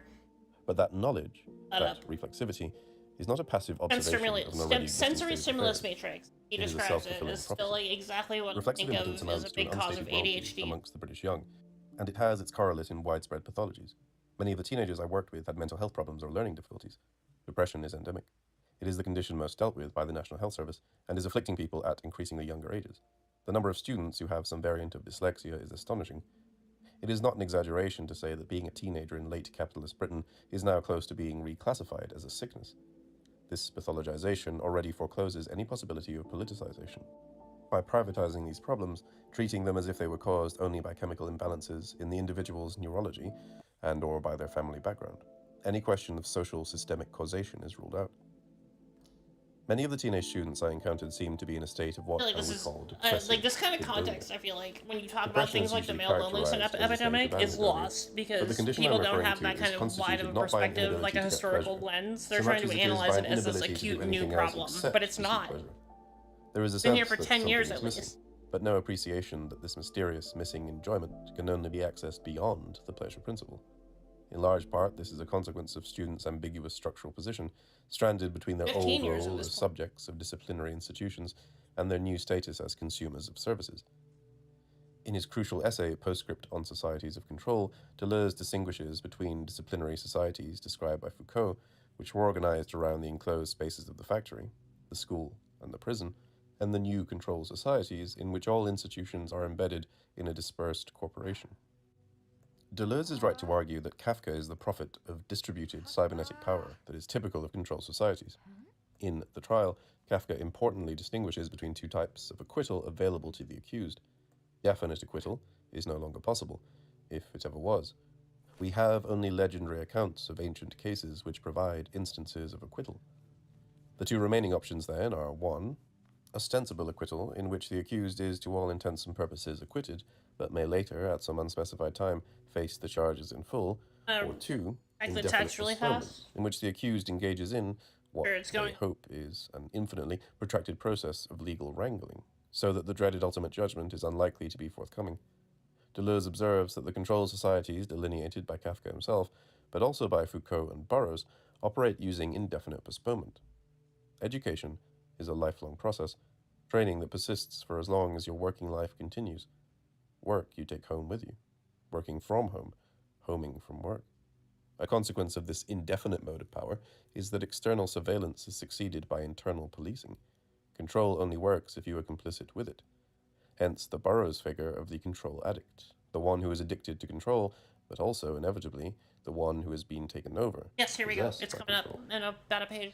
Walk into almost any students to class read at more the than- college where I taught, Find and you that will they say immediately they appreciate that you are in a post-disciplinary framework. Foucault Alright, we're going. painstakingly enumerated the way in which discipline was installed through the imposition of rigid body postures. During lessons at our college, however, students will be found slumped on desks, talking almost constantly, snacking incessantly, or even, on occasions, eating full meals. The old disciplinary segmentation of time is breaking down. The carceral regime of discipline is being eroded by the technologies of control, Sounds like with their he's bored. I systems don't of like this perpetual reader. consumption and continuous development. This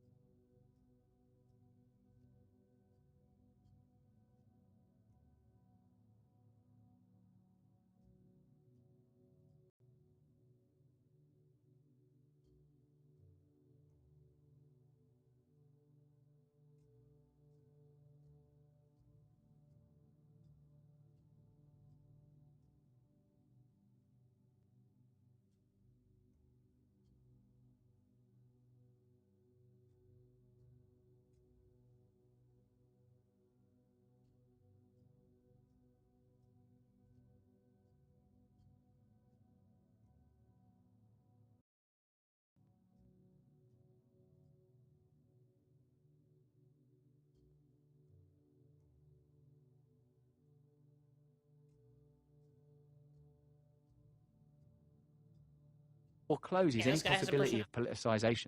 By privatizing these problems, treating them as if they were caused only by chemical imbalances in the individual's neurology and or by their family background, any question of social systemic causation is ruled out. Many of the teenage students I encountered seemed to be in a state of what I would call depressive hedonia. Depression is usually characterized as a state of anhedonia. But the condition I'm referring to is constituted not by an inability to get pleasure so much as by an inability to do anything else except pursue pleasure. Exactly what I'm talking about. There is a sense that something is missing, but no appreciation that this mysterious missing enjoyment can only be accessed beyond everything he's talking about here.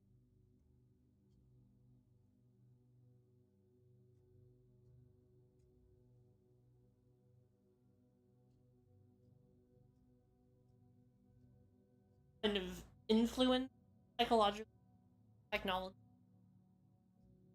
happening.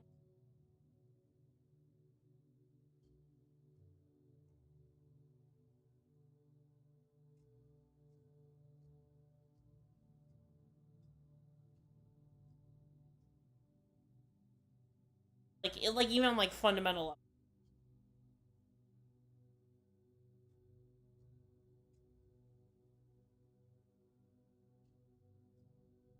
Problems or learning difficulties. Depression is endemic. It is the condition most dealt with by the National Health Service and is afflicting people at increasingly younger ages. The number of students who have some variant of dyslexia is astonishing. It is not an exaggeration to say that being a teenager in late capitalist Britain is now close to being reclassified as a sickness. This pathologization already forecloses any possibility of politicization. By privatizing these problems, treating them as if they were caused only by chemical imbalances in the individual's neurology and or by their family background, any question of social systemic causation is ruled out.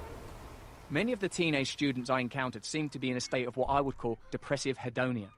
Depression is usually characterized as a state of anhedonia. But the condition I'm referring to is constituted not by an inability to get pleasure so much as by an inability to do anything else except pursue pleasure. There is a sense that something is missing, but no appreciation that this mysterious missing enjoyment can only be accessed beyond the pleasure principle. In large part, this is a consequence of students' ambiguous structural position, stranded between their old role as subjects of disciplinary institutions and their new status as consumers of services.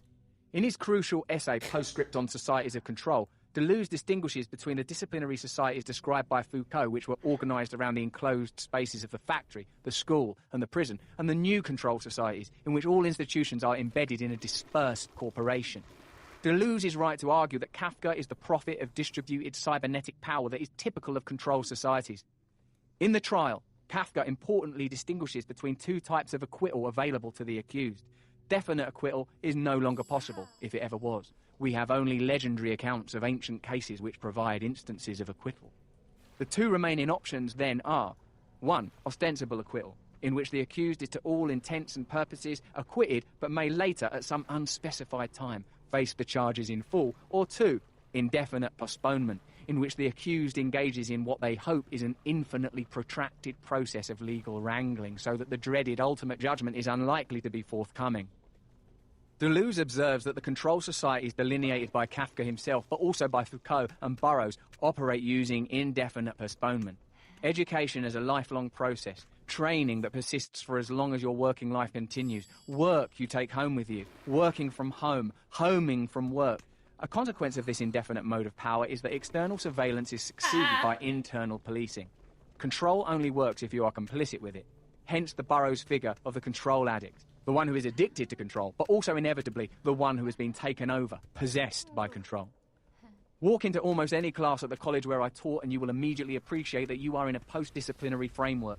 Foucault painstakingly enumerated the way in which discipline was installed through the imposition of rigid body postures. During lessons at our college, however, students will be found slumped on desk, talking almost constantly, snacking incessantly, or even, on occasions, eating full meals. The old disciplinary segmentation of time is breaking down. The carceral regime of discipline is being eroded by the technologies of control, with their systems of perpetual consumption and continuous development. The system by which the college is funded means that it literally cannot afford to exclude students, even if it wanted to. Resources are allocated to colleges on the basis of how successfully they meet targets on achievement, exam results, attendance and retention of students. This combination of market imperatives with bureaucratically defined targets is typical of the market Stalinist initiatives which now regulate public services. The lack of an effective disciplinary system has, not to say the least, been compensated for by an increase in student self-motivation. Students are aware that if they don't attend for weeks on end, or if they don't produce any work, they will not face any meaningful sanction. They typically respond to this freedom not by pursuing projects, but by falling into hedonic or anhedonic lassitude, the soft narcosis, the comfort food oblivion of PlayStation, all-night TV, and marijuana. Ask students to read for more than a couple of sentences, and many, and these are A-level students, mind you, will protest that they can't do it. The most frequent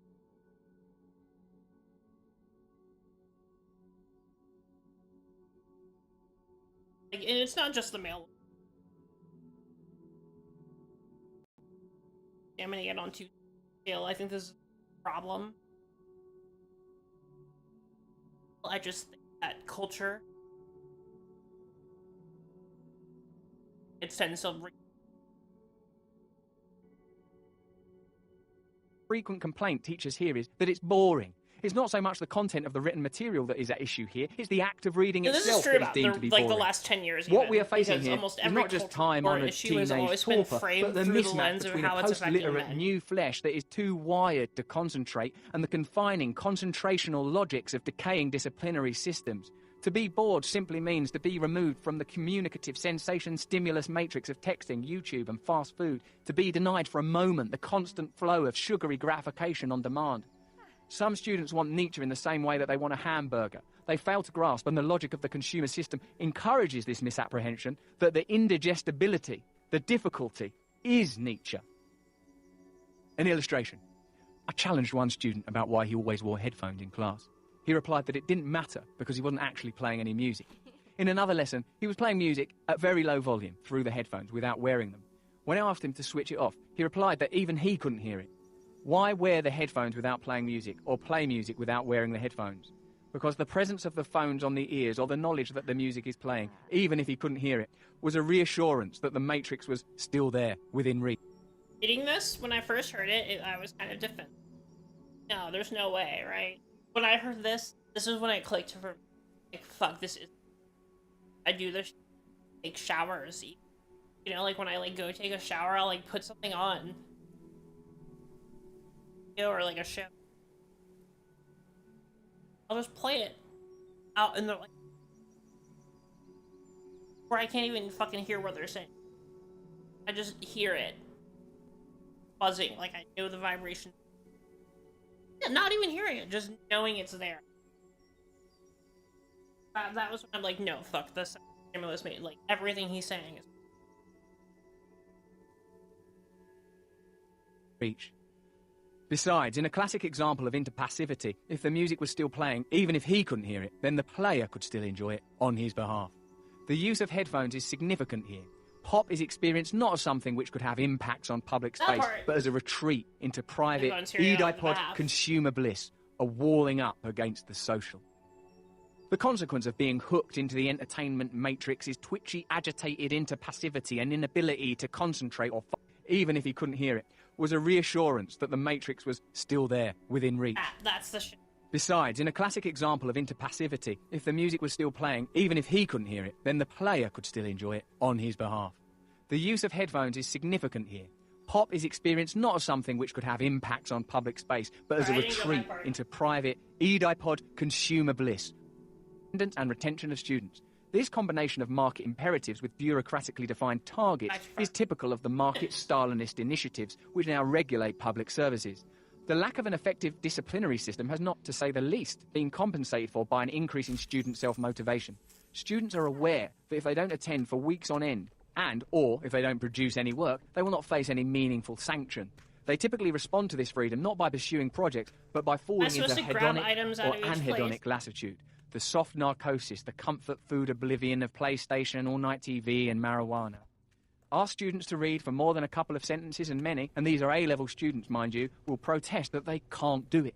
The most frequent complaint teachers hear is that it's boring. It's not so much the content of the written material that is at issue here, it's the act of reading itself that is deemed to be boring.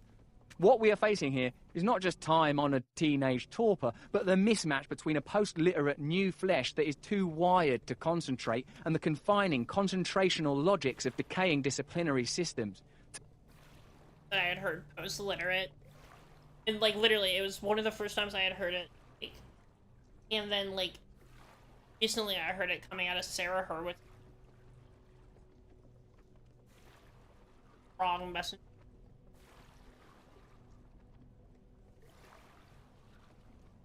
Anything, she wants to control what people not only can read, but can...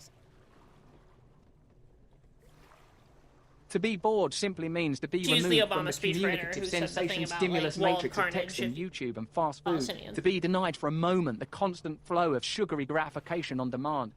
Some students want Nietzsche in the same way that they want a hamburger. They fail to grasp, and the logic of the consumer system encourages this misapprehension that the indigestibility, the difficulty, is Nietzsche. An illustration. I challenged one student about why he always wore headphones in class. He replied that it didn't matter because he wasn't actually playing any music. In another lesson, he was playing music at very low volume through the headphones without wearing them.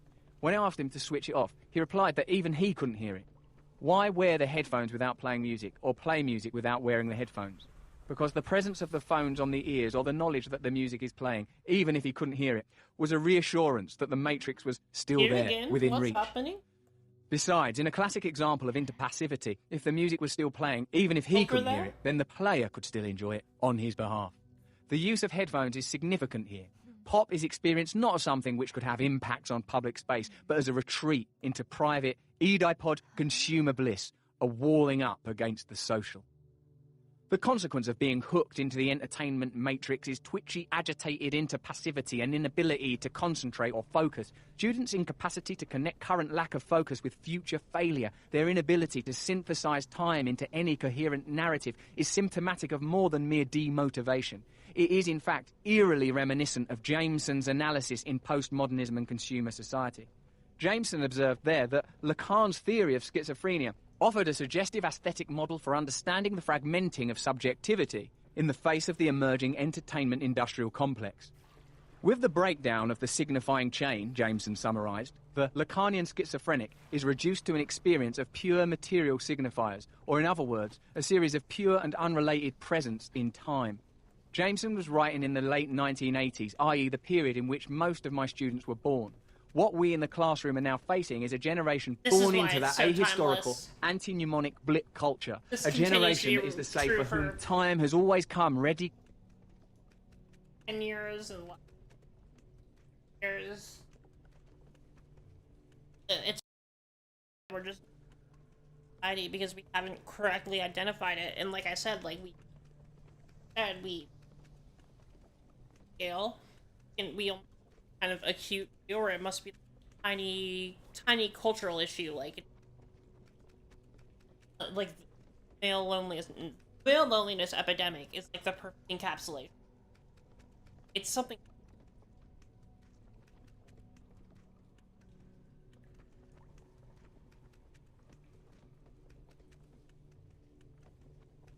Scratching the surface. I like no, it's like, no, it's your, this is real.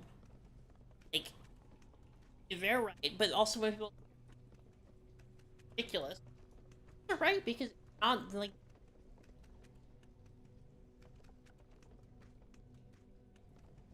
having like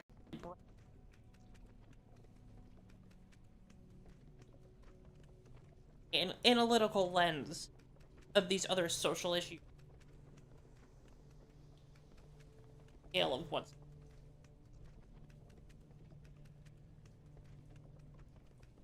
cut into digital micro-slices. If the figure of discipline was the worker prisoner, the figure of control is the debtor addict. Cyberspatial capital operates by addicting its users. William Gibson recognized that in Neuromancer when he had Case and the other cyberspace cowboys feeling insects under the skin strung out when they unplugged from the Matrix. Case's amphetamine habit is plainly the substitute for an addiction to a far more abstract speed. If then something like attention deficit hyperactivity disorders is a pathology, it is a pathology of late capitalism, a consequence of being wired into the entertainment control circuits of hyper-mediated consumer culture.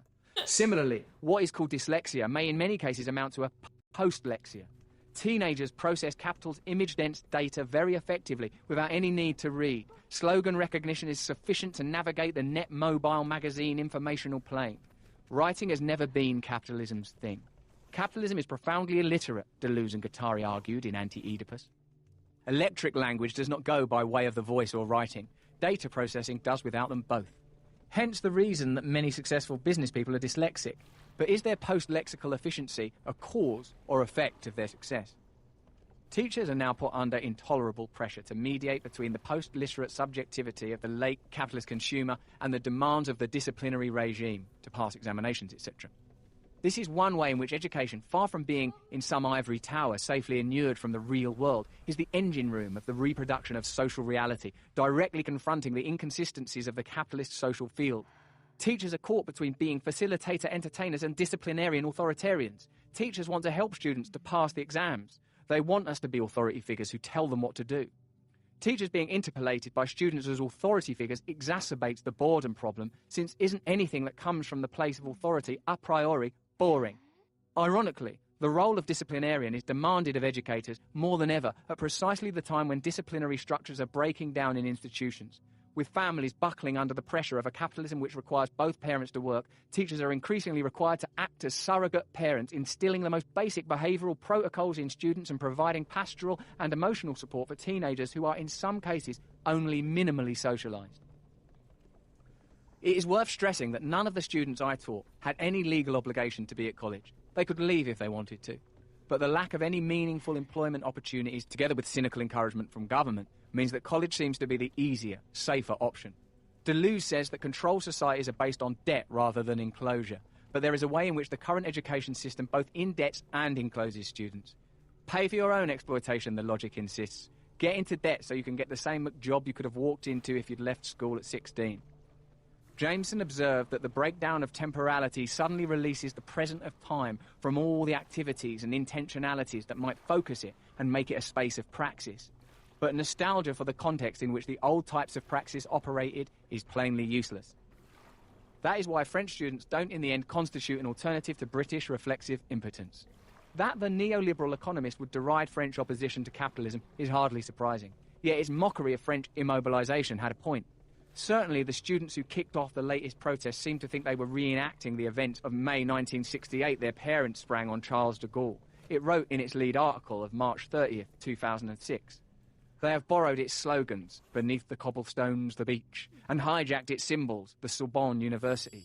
In this sense, the revolt appears to be the natural sequel to 2005 suburban riots which prompted the government to impose a state of emergency.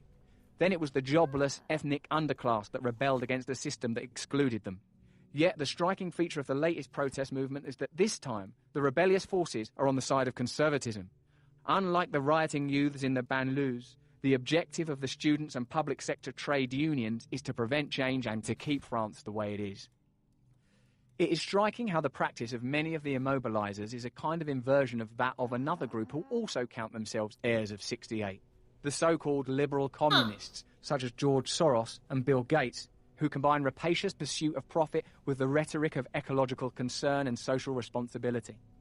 Alongside their social concern, liberal communists believe that work practices should be post-modernized in line with the concept of being smart. As Zizek explains, being smart means being dynamic and nomadic and against centralized bureaucracy, believing in dialogue and cooperation as against central authority. Inflexibility is against routine, culture and knowledge as against industrial production, in spontaneous interaction and autopoiesis as against fixed hierarchy. Taken together, the immobilizers, with their implicit concession that capitalism can only be resisted, never overcome, and the liberal communists, who maintain that the amoral excesses of capitalism must be offset by charity, give a sense of the way in which capitalist realism circumscribes current political possibilities, whereas the immobilizers retain the form of 68-style protest, but in the name of resistance to change. Liberal communists energetically embrace newness. Zizek is right to argue that far from constituting any kind of progressive corrective to official capitalist ideology, liberal communism constitutes the dominant ideology of capitalism now. Flexibility, nomadism, and spontaneity are the very hallmarks of management in a post-Fordist control society. But the problem is that any opposition to flexibility and decentralization risks being self-defeating, since calls for inflexibility and centralization are, to say the least, not likely to be very galvanizing. In any case, resistance to the new is not a cause that the left can or should rally around.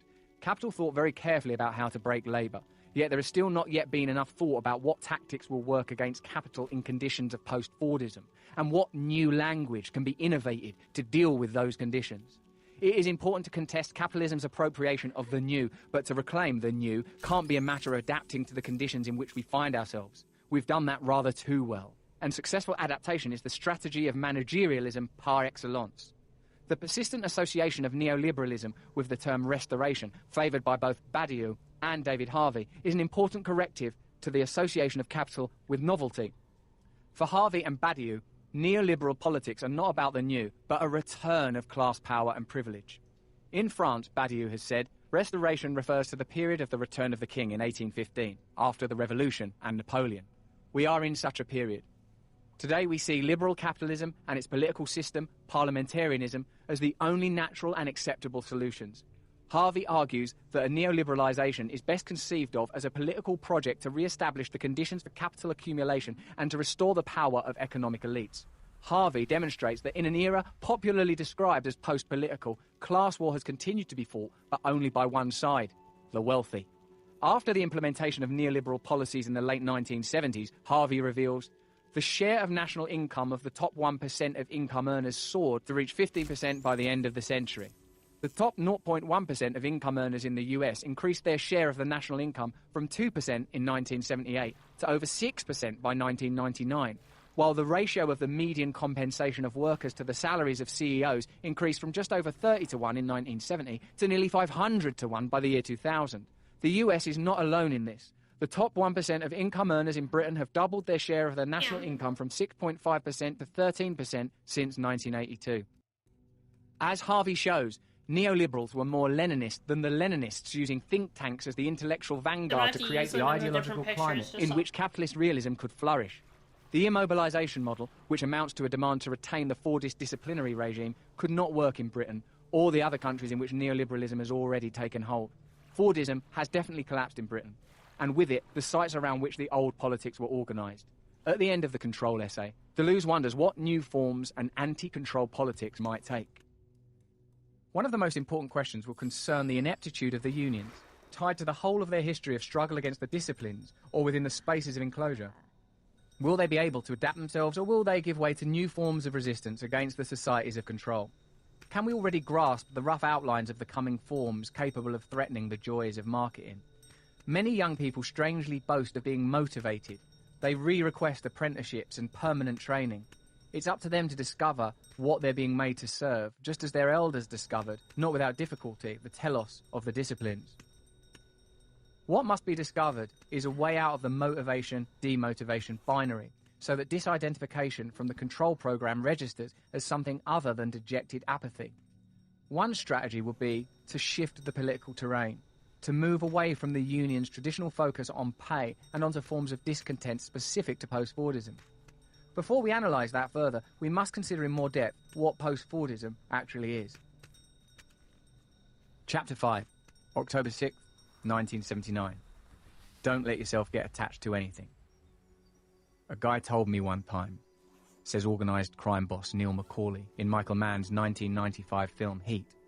Don't let yourself get attached to anything you're not willing to walk out on in 30 seconds flat if you feel the heat around the corner. One of the easiest ways to grasp the differences between Fordism and post-Fordism is to compare Mann's film with the gangster movies made by Francis Ford Coppola and Martin Scorsese between 1971 and 1990. In Heat, the scores are undertaken not by families with links to the old country, but by rootless crews in an LA of polished chrome and interchangeable designer kitchens, of featureless freeways and late-night diners.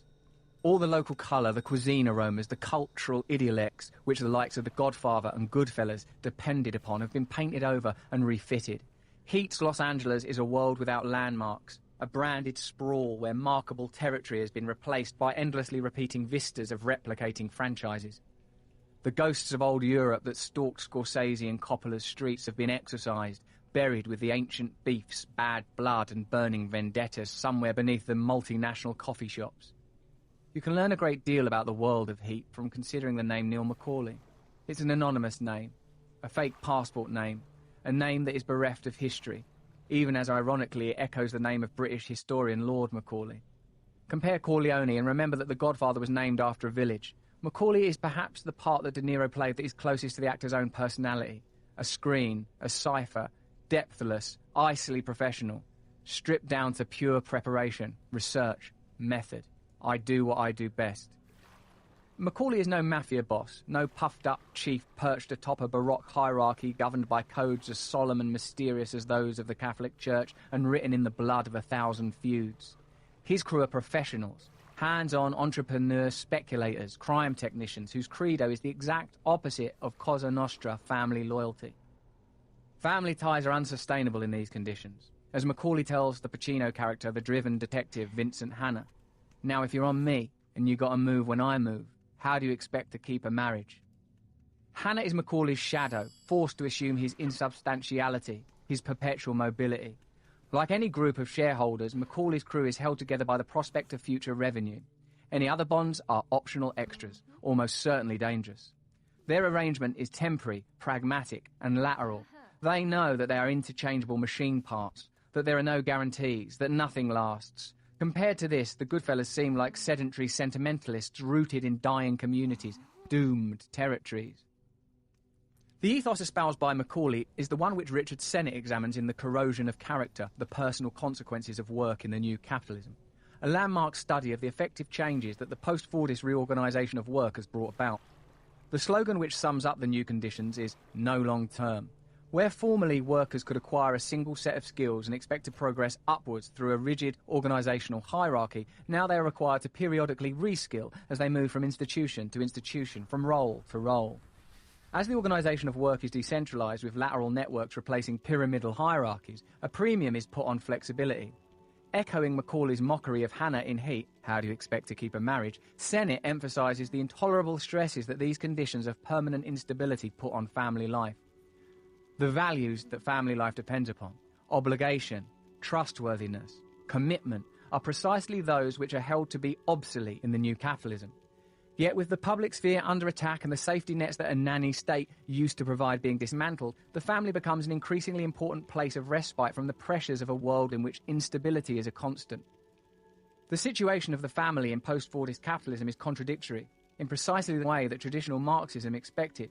Capitalism requires the family as an essential means of reproducing and caring for labour power, as a salve for the psychic wounds inflicted by anarchic social economic conditions, even as it undermines it, denying parents time with children, putting intolerable stress on couples as they become the exclusive source of effective consolation for each other. According to Marxist economist Christian Marazzi, the switch from Fordism to post-Fordism can be given a very specific date, October the 6th, 1979. It was on that date that the Federal Reserve increased interest rates by 20 points, preparing the way for the supply-side economics that would constitute the economic reality in which we are now enmeshed. The rise in interest rates not only contained inflation, it made possible a new organisation of the means of production and distribution. The rigidity of the Fordist production line gave way to a new flexibility, a word that will send chills of recognition down the spine of every worker today. This flexibility was defined by deregulation of capital and labour, with the workforce being casualised, with an increasing number of workers employed on a temporary basis and outsourced. Like Sennett, Marazzi recognises that the new conditions both required and emerged from an increased cybernetisation of the working environment. The Fordist factory was crudely divided into blue and white collar work, with the different types of labour physically delimited by the structure of the building itself. Labouring in noisy environments watched over by managers and supervisors, workers had access to language only in their breaks, in the toilet, at the end of the working day, or when they were engaged in sabotage, because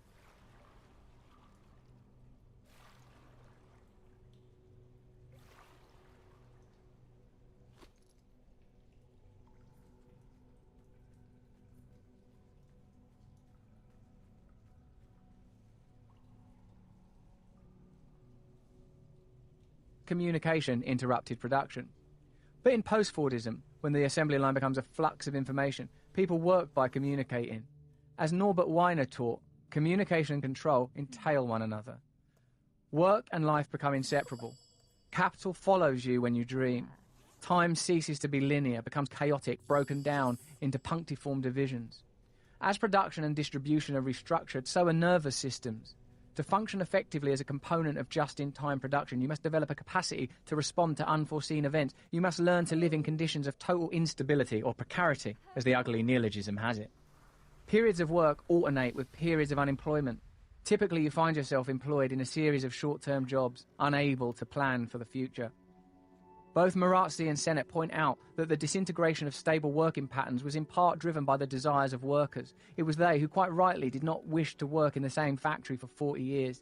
In many ways, the left has never recovered from being wrong-footed by capital's mobilisation and metabolisation of the desire for emancipation from Fordist routine. Especially in the UK, the traditional representatives of the working class, union and labour leaders, found Fordism rather too congenial. Its stability of antagonism gave them a guaranteed role. But this meant that it was easy for the advocates of post-Fordist capital to present themselves as the opponents of the status quo, bravely resisting an inertial organised labour, pointlessly invested in fruitless ideological antagonism, which served the ends of union leaders and politicians but did little to advance the hopes of the class they purportedly represented.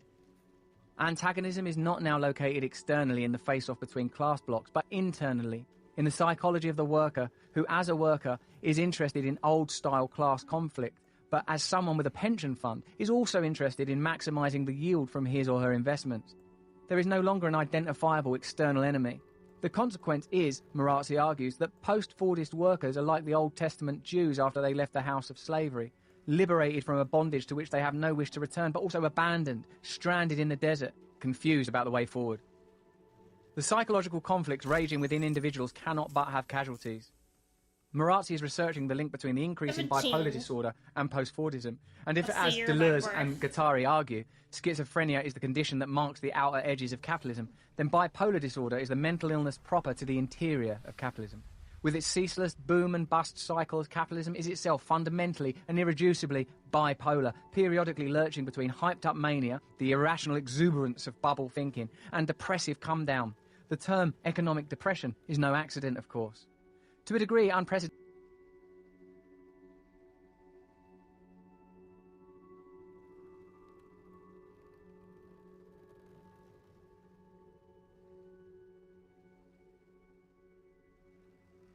In any other social system, capitalism both feeds on and... Yeah, switch to... because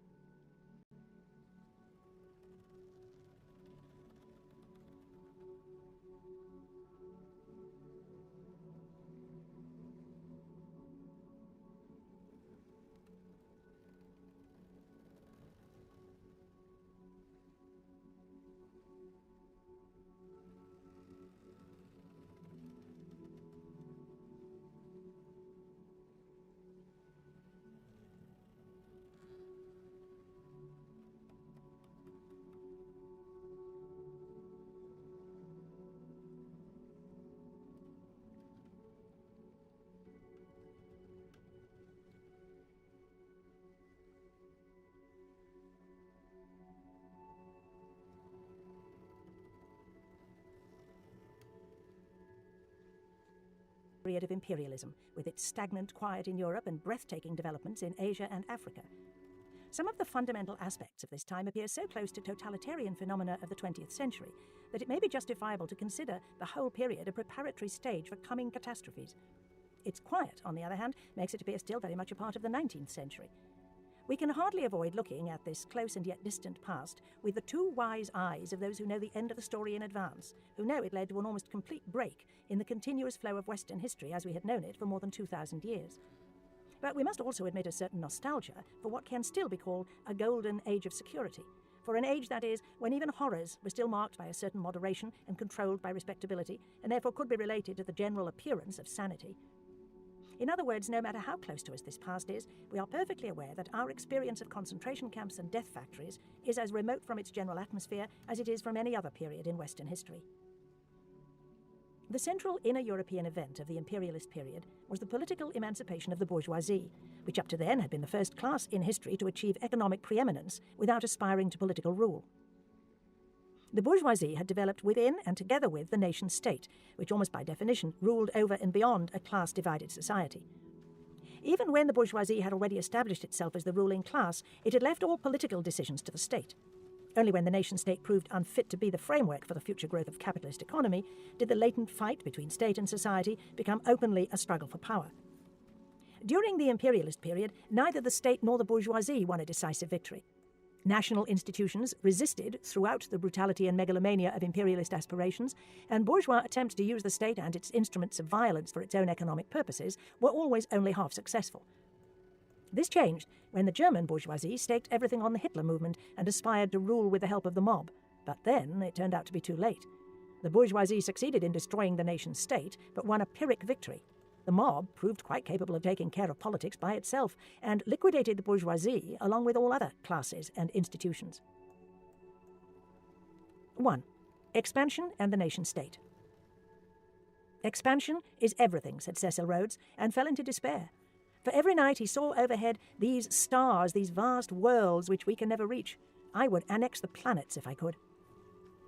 He had discovered the moving principle of the imperialist era. Within less than 2 decades, British colonial possessions increased by 4.5 million square miles and 66 million inhabitants. The French nation gained 3.5 million square miles and 26 million people.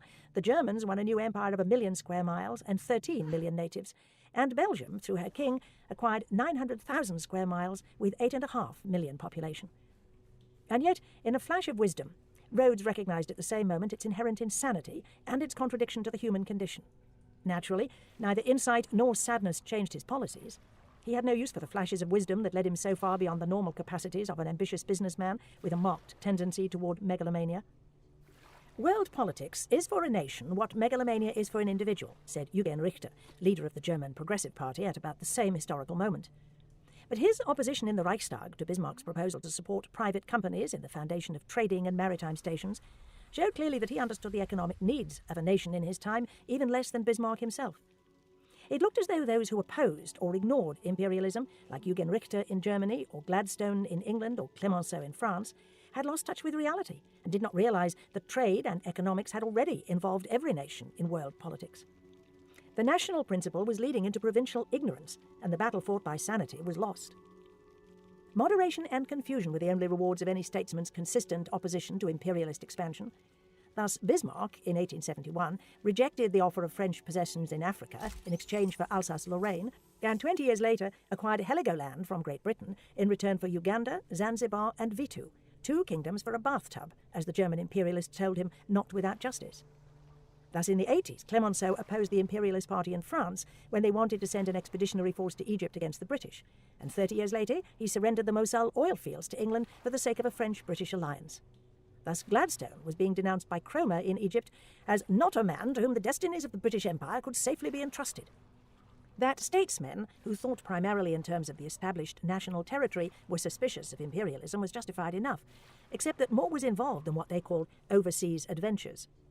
They knew by instinct rather than by insight that this new expansion movement, in which patriotism is best expressed in money-making, as Huber Schleiden said, and the national flag is a commercial asset, according to Rhodes, could only destroy the political body of the nation-state. Conquest, as well as empire-building, had fallen into disrepute for very good reasons. They'd been carried out successfully only by governments which, like the Roman Republic, were based primarily on law, so that conquest could be followed by integration of the most heterogeneous peoples by imposing upon them a common law. The nation-state, however, based upon a homogeneous population's active consent to its government, le plébiscite de tous les jours, lacked such a unifying principle and would, in the case of conquest, have to assimilate rather than to integrate, to enforce consent rather than justice, that is, to degenerate into tyranny. Robespierre was already well aware of this when he exclaimed, "Périssent les colonies si elles nous en coûtent l'honneur, la liberté." Expansion as a permanent and supreme aim of politics is the central political idea of imperialism.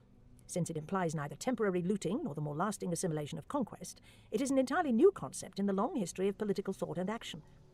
The reason for this surprising originality, surprising because entirely new concepts are very rare in politics, is simply that this concept is not really political at all, but has its origin in the realm of business speculation, where expansion meant the permanent broadening of industrial production and economic transactions characteristic of the 19th century. In the economic sphere, expansion was an adequate concept because industrial growth was a working reality. Expansion meant increase in actual production of goods to be used and consumed.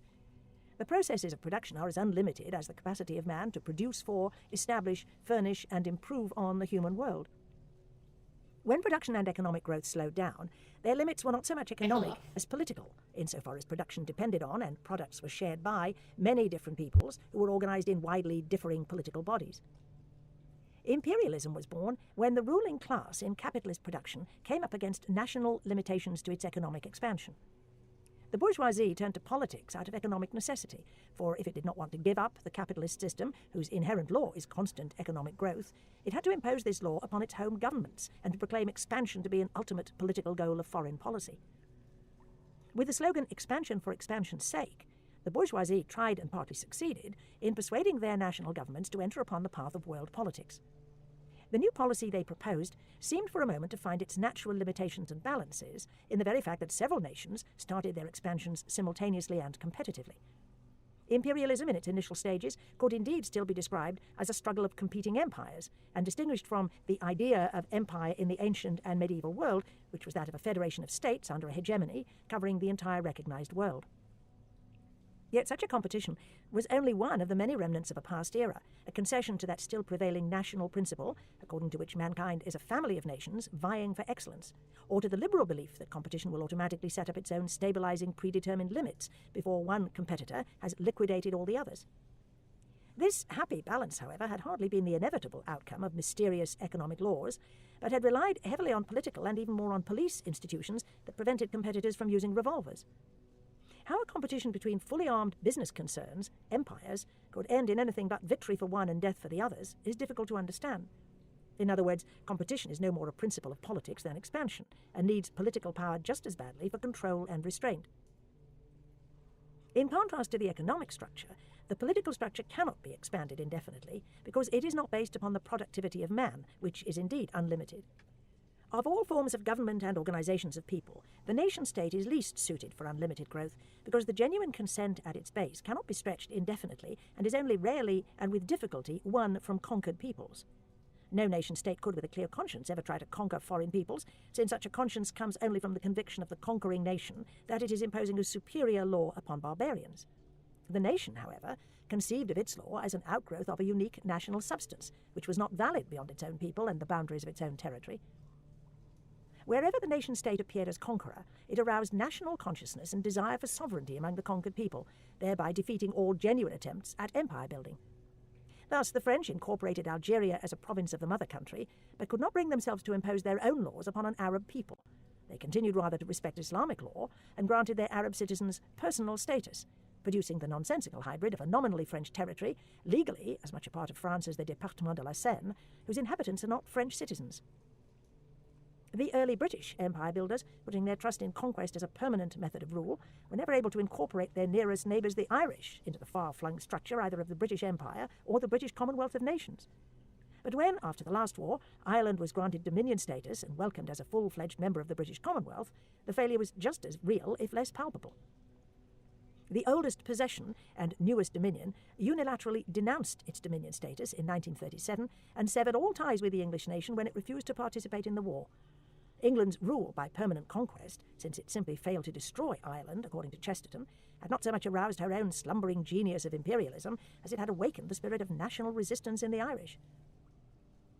The national structure of the United Kingdom had made quick assimilation and incorporation of the conquered peoples impossible. The British Commonwealth was never a commonwealth of nations, but the heir of the United Kingdom, one nation dispersed throughout the world. Dispersion and colonization did not expand, but transplanted the political structure, with the result that the members of the new federated body remained closely tied to their common mother country for sound reasons of common past and common law. The Irish example proves how ill-fitted the United Kingdom was to build an imperial structure in which many different peoples could live contentedly together. The British nation proved to be adept not at the Roman art of empire building, but at following the Greek model of colonization. Instead of conquering and imposing their own law upon foreign peoples, the English colonists settled on newly won territory in the four corners of the world and remained members of the same British nation. Whether the federated structure of the Commonwealth, admirably built on the reality of one nation dispersed over the earth, will be sufficiently elastic to balance the nation's inherent difficulties in empire building and to admit permanently non-British peoples as full-fledged partners in the concern of the Commonwealth remains to be seen. The present Dominion status of India, a status, by the way, flatly refused by Indian nationalists during the war, has frequently been considered to be a temporary and transitory solution. The inner contradiction between the nation's body politic and conquest as a political device has been obvious since the failure of the Napoleonic dream. It is due to this experience, and not to humanitarian considerations, that conquest has since been officially condemned and has played a minor role in the adjustment of borderline conflicts. The Napoleonic failure to unite Europe under the French flag was a clear indication that conquest by a nation led either to the full awakening of the conquered people's national consciousness and to consequent rebellion against the conqueror, or to tyranny. And though tyranny, because it needs no consent, may successfully rule over foreign peoples, it can stay in power only if it destroys, first of all, the national institutions of its own people. The French, in contrast to the British and all other nations in Europe, actually tried in recent times to combine ius with imperium and to build an empire in the old Roman sense. They alone at least attempted to develop the body politic of the nation into an imperial political structure, believed that the French nation was marching to spread the benefits of French civilization. They wanted to incorporate overseas possessions into the national body by treating the conquered peoples as both brothers and subjects, brothers in the fraternity of a common French civilization, and subjects in that they are disciples of French light and followers of French leading. This was partly carried out when coloured delegates took their seats in the French Parliament and when Algeria was declared to be a department of France. The result of this daring enterprise was a particularly brutal exploitation of overseas possessions for the sake of the nation. All theories to the contrary, the French Empire actually was evaluated from the point of view of national defence, and the colonies were considered lands of soldiers which could produce a force noire to protect the inhabitants of France against their national enemies. Poincaré's famous phrase in 1923, "France is not a country of 40 millions, she is a country of 100 millions," pointed simply to the discovery of an economical form of gun fodder turned out by mass production methods. When Clemenceau insisted at the peace table in 1918 that he cared about nothing but an unlimited right of levying black troops to assist in the defence of French territory in Europe if France were attacked in the future by Germany, he did not save the French nation from German aggression, as we are now unfortunately in a position to know, although his plan was carried out by the General Staff. But he dealt a death blow to the still dubious possibility of a French Empire. Compared with this blind, desperate nationalism, British imperialists, compromising on the mandate system, look like guardians of the self-determination of peoples. And this despite the fact that they started at once to misuse the mandate system by indirect rule, a method which permits the administrator to govern a people not directly, but through the medium of their own tribal and local authorities. The British tried to escape the dangerous inconsistency inherent in the nation's attempt at empire building by leaving the conquered peoples to their own devices as far as culture, religion and law were concerned, by staying aloof and refraining from spreading British law and culture. This did not prevent the natives from developing national consciousness and from clamouring for sovereignty and independence, though it may have retarded the process somewhat. But it has strengthened tremendously the new imperialist consciousness of a fundamental and not just a temporary superiority of man over man, of the higher over the lower breeds. This, in turn, exacerbated the subject people's fight for freedom and blinded them to the unquestionable benefits of British rule. From the very aloofness of their administrators, who, despite their genuine respect for the natives as a people, and in some cases even their love for them, almost to a man, do not believe that they are or ever will be capable of governing themselves without supervision, the natives could not but conclude that they were being excluded and separated from the rest of mankind forever. Imperialism is not empire building, and expansion is not conquest. The British conquerors, the old breakers of law in India, according to Burke, had little in common with the exporters of British money or the administrators of the Indian peoples. If the latter had changed from applying decrees to the making of laws, they might have become empire builders. The point, however, is that the English nation was not interested in this and would hardly have supported them. As it was, the imperialist-minded businessmen were followed by civil servants who wanted the African to be left an African, while quite a few, who had not yet outgrown what Harold Nicholson once called their boyhood ideals, wanted to help them to become a better African, whatever that may mean. In no case were they disposed to apply the administrative and political system of their own country to the government of backward populations, and to tie the far-flung possessions of the British Crown to the English nation. In contrast to true imperial structures, where the institutions of the mother country are in various ways integrated into the empire, it is characteristic of imperialism that national institutions remain separate from the colonial administration, although they are allowed to exercise control. The actual motivation for this separation was a curious mixture of arrogance and respect. The new arrogance of the administrators abroad, who faced backward populations or lower breeds, found its correlative in the respect of old-fashioned statesmen at home, who felt that no nation had the right to impose its law upon a foreign people. It was in the very nature of things that the arrogance turned out to be a device for rule, while the respect, which remained entirely negative, did not produce a new way for peoples to live together, but managed only to keep the ruthless imperialist rule by decree within bounds. To the salutary restraint of national institutions and politicians, we owe whatever benefits the non-European peoples have been able, after all and despite everything, to derive from Western domination. But the colonial services never ceased to protest against the interference of the inexperienced majority, the nation, that tried to press the experienced minority, the imperialist administrators, in the direction of imitation, namely of government in accordance with the general standards of justice and liberty at home. That a movement of expansion for expansion's sake grew up in nation-states which, more than any other political bodies, were defined by boundaries and the limitations of possible conquest, is one example of the seemingly absurd disparities between cause and effect which have become the hallmark of modern history. The wild confusion of modern historical terminology is only a byproduct of these disparities. By comparison with ancient empires, by mistaking expansion for conquest, by neglecting the difference between commonwealth and empire, which pre-imperialist historians call the difference between plantations and possessions, or colonies and dependencies, or somewhat later, colonialism and imperialism, by neglecting, in other words, the difference between export of British people and export of British money, historians tried to dismiss the disturbing fact that so many of the important events in modern history look as though molehills had laboured and had brought forth mountains. Contemporary historians, confronted with the spectacle of a few capitalists conducting their predatory searches round the globe for new investment possibilities and appealing to the profit motives of the much too rich and the gambling instincts of the much too poor, want to clothe imperialism with the old grandeur of Rome and Alexander the Great, a grandeur which would make all following events more humanly tolerable. The disparity between cause and effect was betrayed in the famous and unfortunately true remark that the British Empire was acquired in a fit of absent-mindedness. It became cruelly obvious in our own time when a world war was needed to get rid of Hitler, which was shameful precisely because it was also comic. Something similar was already apparent during the Dreyfus affair, when the best elements in the nation were needed to conclude Shameful a struggle because it was actually also comic conspiracy is such a and good ended as a description for the farce. current moment too. The only grandeur of imperialism lies in the nation's losing battle against it. The tragedy of this half-hearted opposition was not that many national representatives could be bought by the new imperialist businessmen. Oh my God. Worse than corruption was the fact that the incorruptible were convinced that imperialism was the only way to conduct world politics. Oh my God. Since maritime stations It's what's and happening access right to raw now. materials were really necessary for all nations, they came to believe that annexation and expansion worked for the salvation of the nation. Literally what fucking this is like Ezra Klein right now. Having it just for what's happening right now. They were the first to face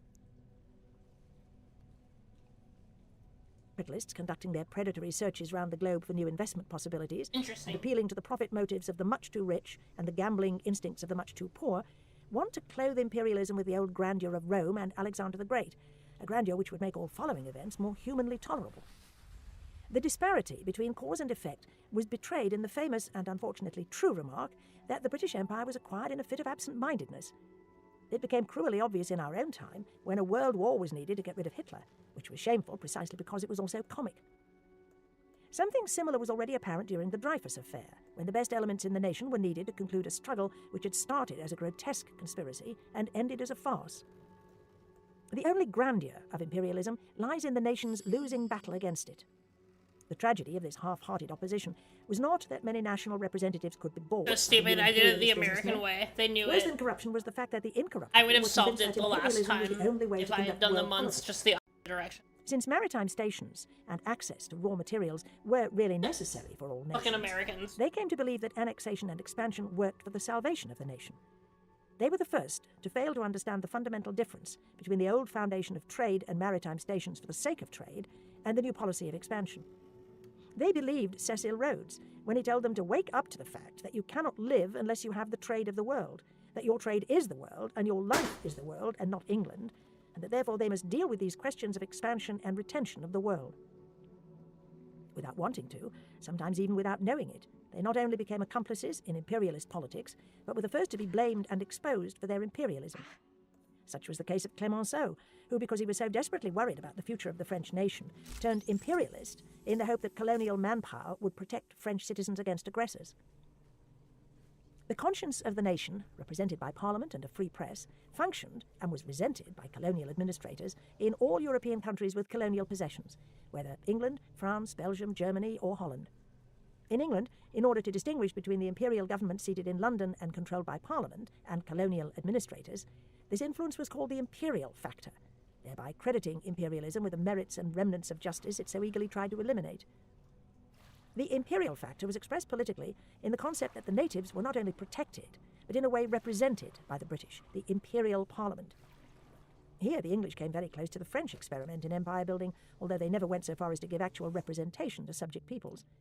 Nevertheless, they obviously hoped that the nation as a whole could act as a kind of trustee for its conquered peoples, and it is true that it invariably tried its best to prevent the worst. The conflict between the representatives of the imperial factor, which should rather be called the national factor, and the colonial administrators, runs like a red thread through the history of British imperialism.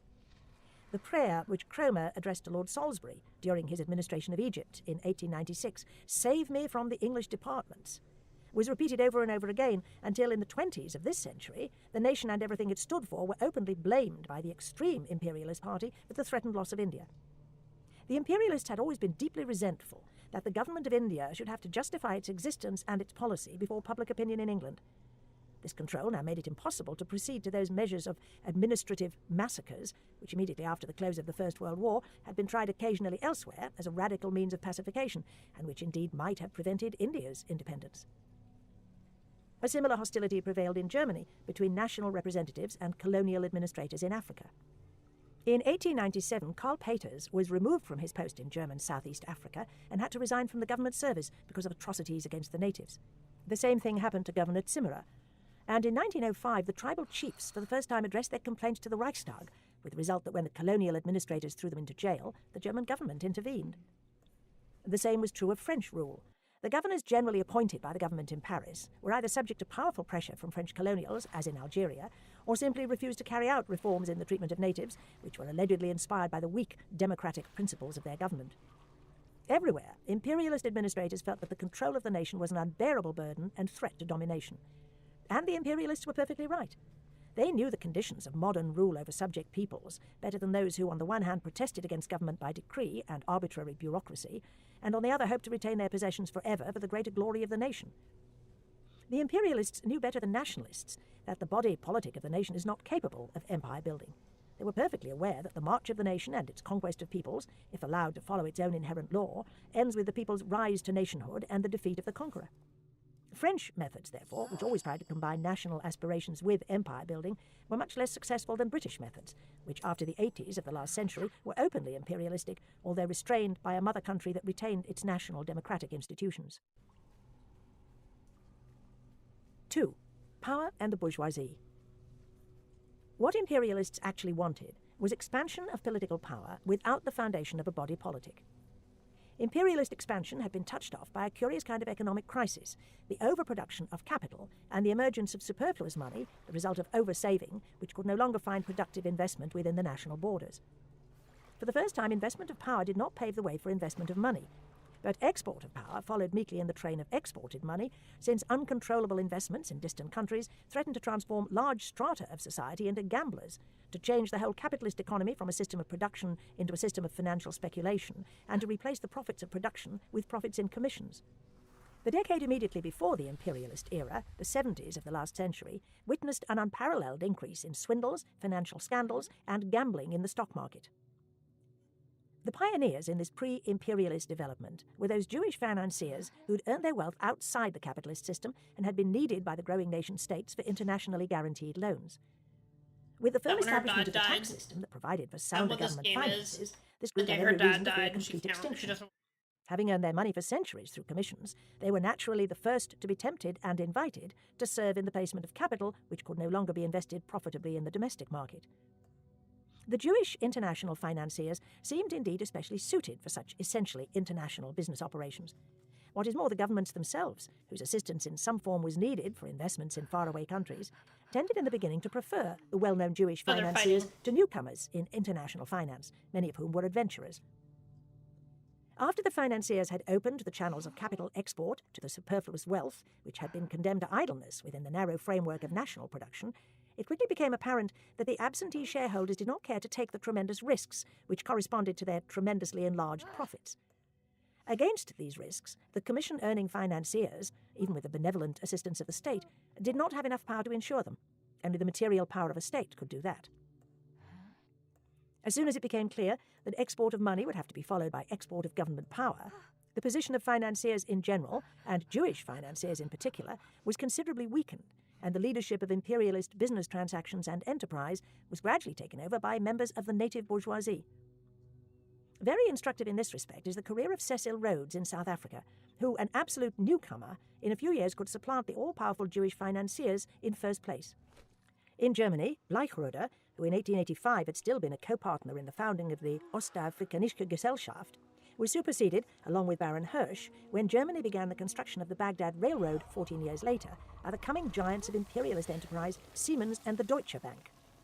Somehow the government's reluctance to yield real power to Jews, and the Jews' reluctance to engage in business with political implication, coincided so well that despite the great wealth of the Jewish group, no actual struggle for power ever developed after the initial stage of gambling and commission earning had come to an end.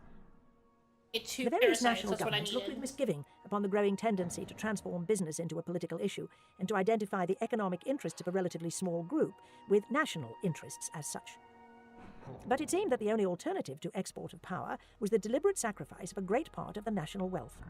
Only through the expansion of the national instruments of violence could the foreign investment movement be rationalized, and the wild speculations with superfluous capital, which had provoked gambling of all savings, be reintegrated into the economic system of the nation.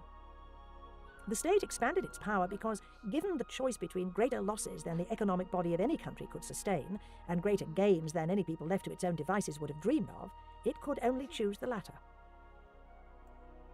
The first consequence of power export was that the state's instruments of violence, the police and the army, which in the framework of the nation existed beside and were controlled by other national institutions, was separated from this body and promoted to the position of national representatives in uncivilized or weak countries. Here, in backward regions without industries and political organization, where violence was given more latitude than in any Western country, the so-called laws of capitalism were actually allowed to create realities. The bourgeoisie's empty desire to have money beget money as men beget men had remained an ugly dream so long as money had to go the long way of investment in production. Not money had begotten money, but men had made things and money. The secret of the new, happy fulfillment was precisely that economic laws no longer stood in the way of the greed of the owning classes. Money could finally beget money, because power, with complete disregard for all laws, economic as well as ethical, could appropriate wealth. Only when exported money succeeded in stimulating the export of power could it accomplish its owner's designs. Only the unlimited accumulation of power could bring about the unlimited accumulation of capital. Foreign investments, capital export, which had started as an emergency measure, became a permanent feature of all economic systems as soon as it was protected by export of power. The imperialist concept of expansion, according to which expansion is an end in itself and not a temporary means, made its appearance in political thought when it had become obvious that one of the most important permanent functions of the nation-state would be expansion of power. The state employed administrators of violence soon formed a new class within the nations, and although their field of activity was far away from the mother country, wielded an important influence on the body politic at home. Since they were actually nothing but functionaries of violence, they could only think in terms of power politics. They were the first who, as a class and supported by their everyday experience, would claim that power is the essence of every political structure. The new feature of this imperialist political philosophy is not the predominant place it gave violence, nor the discovery that power is one of the basic political realities. Violence has always been the ultima ratio in political action, and power has always been the visible expression of rule and government. But neither had ever before been the conscious aim of the body politic, or the ultimate goal of any definite policy. For power, left to itself, can achieve nothing but more power, and violence administered for power's and not for law's sake turns into a destructive principle that will not stop until there is nothing left to violate. This contradiction, inherent in all ensuing power politics, however, takes on an appearance of sense if one understands it in the context of a supposedly permanent process which has no end or aim but itself. then the test of achievement can indeed become meaningless, and power can be thought of as the never-ending, self-feeding motor of all political action that corresponds to the legendary, unending accumulation of money that begets money. The concept of unlimited expansion that alone can fulfill the hope for unlimited accumulation of capital and brings about the aimless accumulation of power makes the foundation of new political bodies, which up to the era of imperialism always had been the upshot of conquest, well nigh impossible. In fact, its logical consequence is the destruction of all living communities, those of the conquered peoples as well as of the people at home. For every political structure, new or old, left to itself, develops stabilizing forces which stand in the way of constant transformation and expansion. Therefore, all political bodies appear to be temporary obstacles when they're seen as part of an eternal stream of growing power. While the administrators of permanently increasing power in the past era of moderate imperialism did not even try to incorporate conquered territories and preserved existing backward political communities like empty ruins of bygone life, their totalitarian successors dissolved and destroyed all politically stabilized structures, their own as well as those of other peoples. The mere export of violence made the servants into masters without giving them the master's prerogative, the possible creation of something new. Monopolistic concentration and tremendous accumulation of violence at home made the servants active agents in the destruction, until finally totalitarian expansion became a nation and a people-destroying force. Power became the essence of political action and the center of political thought when it was separated from the political community which it should serve. This, it is true, was brought about by an economic factor. But the resulting introduction of power as the only content of politics, and expansion as its only aim, would hardly have met with such universal applause, nor would the resulting dissolution of the nation's body politic have met with so little opposition, had it not so perfectly answered the hidden desires and secret convictions of the economically and socially dominant classes. The bourgeoisie, so long excluded from government by the nation-state and by their own lack of interest in public affairs, was politically emancipated by imperialism. Imperialism must be considered the first stage in political rule of the bourgeoisie rather than the last stage of capitalism. It is well known how little the owning classes had aspired to government, how well contented they had been with every type of state that could be trusted with protection of property rights. For them, indeed, the state had always been only a well-organized police force. This false modesty, however, had the curious consequence of keeping the whole bourgeois class out of the body politic. Before they were subjects in a monarchy or citizens in a republic, they were essentially private persons. This privateness and primary concern with money-making had developed a set of behavior patterns which are expressed in all those proverbs, nothing succeeds like success, might is right is expediency, etc., that necessarily spring from the experience of a society of competitors. When, in the era of imperialism, businessmen became politicians and were acclaimed as statesmen, while statesmen were taken seriously only if they talked the language of successful businessmen and thought incontinence, these private practices and devices were gradually transformed into rules and principles for the conduct of public affairs. The significant fact about this process of revaluation, which began at the end of the last century and is still in effect, is that it began with the application of bourgeois convictions to foreign affairs and only slowly was extended to domestic politics.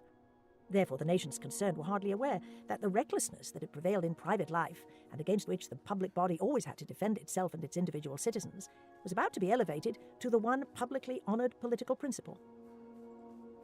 It is significant that modern believers in power are in complete accord with the philosophy of the only great thinker who ever attempted to derive public good from private interest, and who, for the sake of private good, conceived and outlined a commonwealth whose basis and ultimate end is accumulation of power. Hobbes, indeed, is the only great philosopher to whom the bourgeoisie can rightly and exclusively lay claim, even if his principles were not recognised by the bourgeois class for a long time.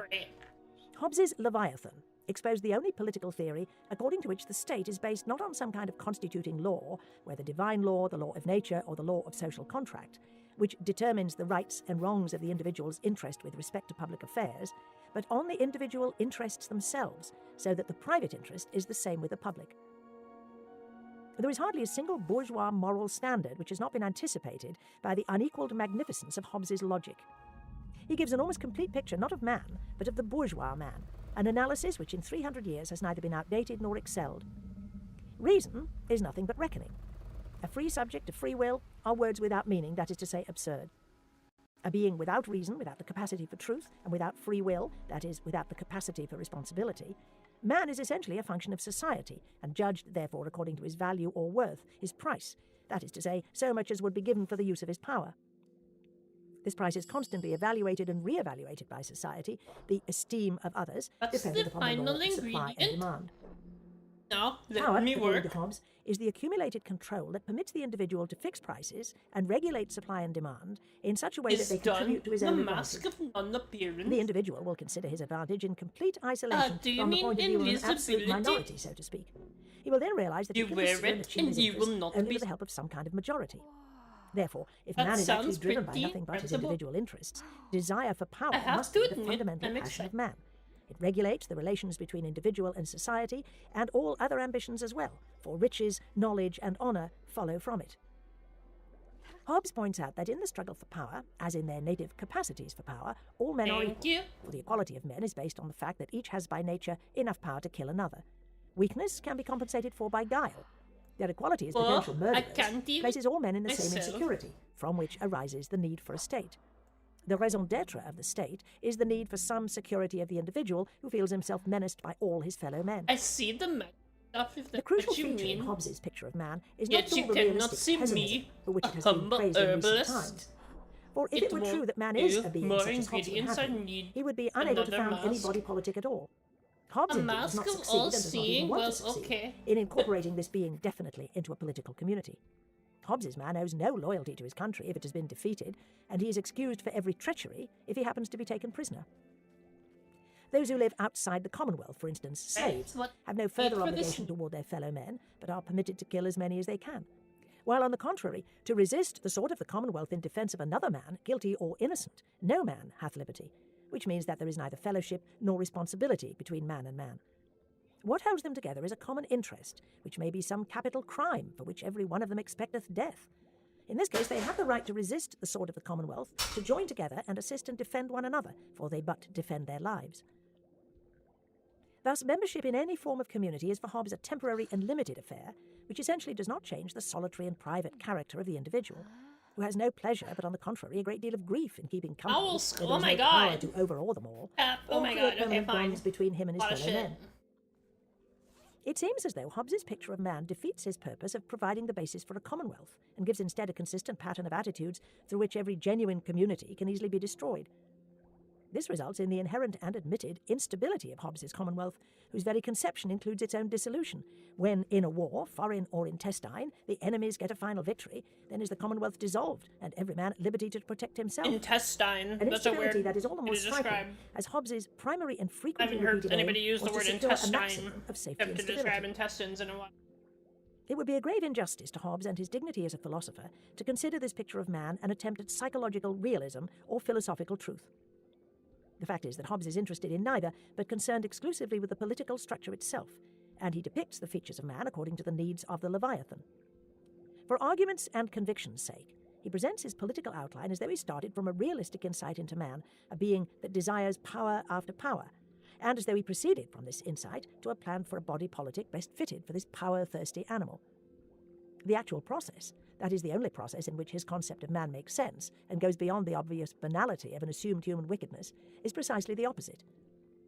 This new body politic was conceived for the benefit of the new bourgeois society as it emerged in the 17th century, and this picture of man is a sketch for the new type of man who would fit into it. The Commonwealth is based on the delegation of power and not of rights. It acquires a monopoly on killing and provides in exchange a conditional guarantee against being killed. Security is provided by the law, which is a direct emanation from the power monopoly of the state and is not established by man according to human standards of right and wrong. And as this law flows directly from absolute power, it represents absolute necessity in the eyes of the individual who lives under it. In regard to the law of the state, that is, the accumulated power of society as monopolized by the state, there is no question of right or wrong, but only absolute obedience, the blind conformism of bourgeois society. Deprived of political rights, the individual, to whom public and official life manifests itself in the guise of necessity, acquires a new and increased interest in his private Oh, life they can't see and me his anymore. personal fate. Awesome. Excluded from participation in the management of public affairs that involve all citizens, the individual loses his rightful place in society and his natural connection with his fellow men. He can now judge his individual private life only by comparing it with that of others, and his relations with his fellow men inside society take the form of competition. Once public affairs are regulated by the state under the guise of necessity, the social or public careers of the competitors come under the sway of chance. In a society of individuals, all equipped by nature with equal capacity for power and equally protected from one another by the state, only chance can decide who will succeed. According to bourgeois standards, those who are completely unlucky and unsuccessful are automatically barred from competition, which is the life of society. Good fortune is identified with honour and bad luck with shame. By assigning his political rights to the state, the individual also delegates his social responsibilities to it. He asks the state to relieve him of the burden of caring for the poor, precisely as he asks for protection against criminals. The difference between pauper and criminal disappears. Both stand outside society. The unsuccessful are robbed of the virtue that classical civilization left them. The unfortunate can no longer appeal to Christian charity. Hobbes liberates those who are excluded from society, the unsuccessful, the unfortunate, the criminal, from every obligation towards society and state if the state does not take care of them. They may give free rein to their desire for power, and rebel to take advantage of their elemental ability to kill, thus restoring that natural equality which society conceals only for the sake of expediency. The seed germer source of something. And justifies so it could the social become outcast organization into a gang of murderers as a logical outcome of the bourgeoisie's moral philosophy. Since power is essentially only a means to an end, a community based solely on power must decay in the calm of order and stability. Its complete security reveals that it is built on sand. Only by acquiring more power can it guarantee the status quo. Only by constantly extending its authority, and only through the process of power accumulation, can it remain stable. Hobbes's Commonwealth is a vacillating structure and must always provide itself with new props from the outside. Otherwise it would collapse overnight into the aimless, senseless chaos of the private interest from which it sprang. Hobbes embodies the necessity of power accumulation in the theory of the state of nature, the condition of perpetual war of all against all, in which the various single states still remain vis-à-vis each other like their individual subjects before they submitted to the authority of a commonwealth. This ever-present possibility of war guarantees the commonwealth a prospect of permanence, because it makes it possible for the state to increase its power at the expense of other states. It would be erroneous to take at its face value the obvious inconsistency between Hobbes's plea for security of the individual and the inherent instability of his commonwealth. Here again he tries to persuade, to appeal to certain basic instincts for security, which he knew well enough could survive in the subjects of the Leviathan only in the form of absolute submission to the power which overawes them all, that is, in an all-pervading, overwhelming fear. Not exactly the basic sentiment of a safe man. What Hobbes actually starts from is an unmatched insight into the political needs of the new social body of the rising bourgeoisie, whose fundamental belief in an unending process of property accumulation was about to eliminate all individual safety. Hobbes drew the necessary conclusions from social and economic behaviour patterns when he proposed his revolutionary changes in political constitution. He outlined the only new body politic which could correspond to the new needs and interests of a new class. What he actually achieved was a picture of man as he ought to become and ought to behave if he wanted to fit into the coming bourgeois society. Hobbes's insistence on power as the motor of all things human and divine, even God's reign over men is derived not from creating them but from the irresistible power, sprang from the theoretically indisputable proposition that a never-ending accumulation of property must be based on a never-ending accumulation of power. The philosophical correlative of the inherent instability of a community founded on power is the image of an endless process of history which, in order to be consistent with the constant growth of power, inexorably catches up with individuals, peoples, and finally all mankind. The limitless process of capital accumulation needs the political structure of so unlimited a power that it can protect growing property by constantly growing more powerful. Granted the fundamental dynamism of the new social class, it is perfectly true that he cannot assure the power and means to live well which he hath at present without the acquisition of more. The consistency of this conclusion is in no way altered by the remarkable fact that for some 300 years there was neither a sovereign who would convert this truth of speculation into the utility of practice, nor a bourgeoisie politically conscious and economically mature enough openly to adopt Hobbes's philosophy of power. This process of never-ending accumulation of power, necessary for the production of a never-ending accumulation of capital, determined the progressive ideology of the late 19th century and foreshadowed the rise of imperialism. Not the naive delusion of a limitless growth of property, but the realization that power accumulation was the only guarantee for the stability of so-called economic laws, made progress irresistible. The 18th century notion of progress, as conceived in pre-revolutionary France, intended criticism of the past to be a means of mastering the present and controlling the future. Progress culminated in the emancipation of man. But this notion had little to do with the endless progress of bourgeois society, which not only did not want the liberty and autonomy of man, but was ready to sacrifice everything and everybody to supposedly superhuman laws of history. What we call progress is the wind that drives the angel of history irresistibly into the future, to which he turns his back, while the pile of ruins before him towers to the skies. Only in Marx's dream of a classless society, which in Joyce's words was to awaken mankind from the nightmare of history, does a last, though utopian, trace of the 18th century concept appear. The imperialist-minded businessman, whom the stars annoyed because he could not annex them, realized that power organized for its own sake would beget more power. When the accumulation of capital had reached its natural national limits, the bourgeoisie understood that only with an expansion is everything ideology, and only with a corresponding power-accumulating process, would it be possible to set the old motor into motion again. At the same moment, however, when it seemed as though the true principle of perpetual motion had been discovered, the specifically optimistic mood of the progress ideology was shaken. Not that anybody began to doubt the irresistibility of the process itself, but many people began to see what had frightened Cecil Rhodes, that the human condition and the limitations of the globe were a serious obstacle to a process that was unable to stop and to stabilize, and could therefore only begin a series of destructive catastrophes once it had reached these limits. In the imperialistic epoch, a philosophy of power became the philosophy of the elite, who quickly discovered and were quite ready to admit that the thirst for power could be quenched only through destruction. This was the essential cause of their nihilism, especially conspicuous in France at the turn and in Germany in the 20s of this century, which replaced the superstition of progress with the equally vulgar superstition of doom, and preached automatic annihilation with the same enthusiasm that the fanatics of automatic progress had preached the irresistibility of economic laws. It had taken Hobbes, the great idolater of success, 3 centuries to succeed. This was partly because the French Revolution, with its conception of man as lawmaker and citoyen, had almost succeeded in preventing the bourgeoisie from fully developing its notion of history as a necessary process. But it was also partly because of the revolutionary implications of the Commonwealth, its fearless breach with Western tradition, which Hobbes did not fail to point out.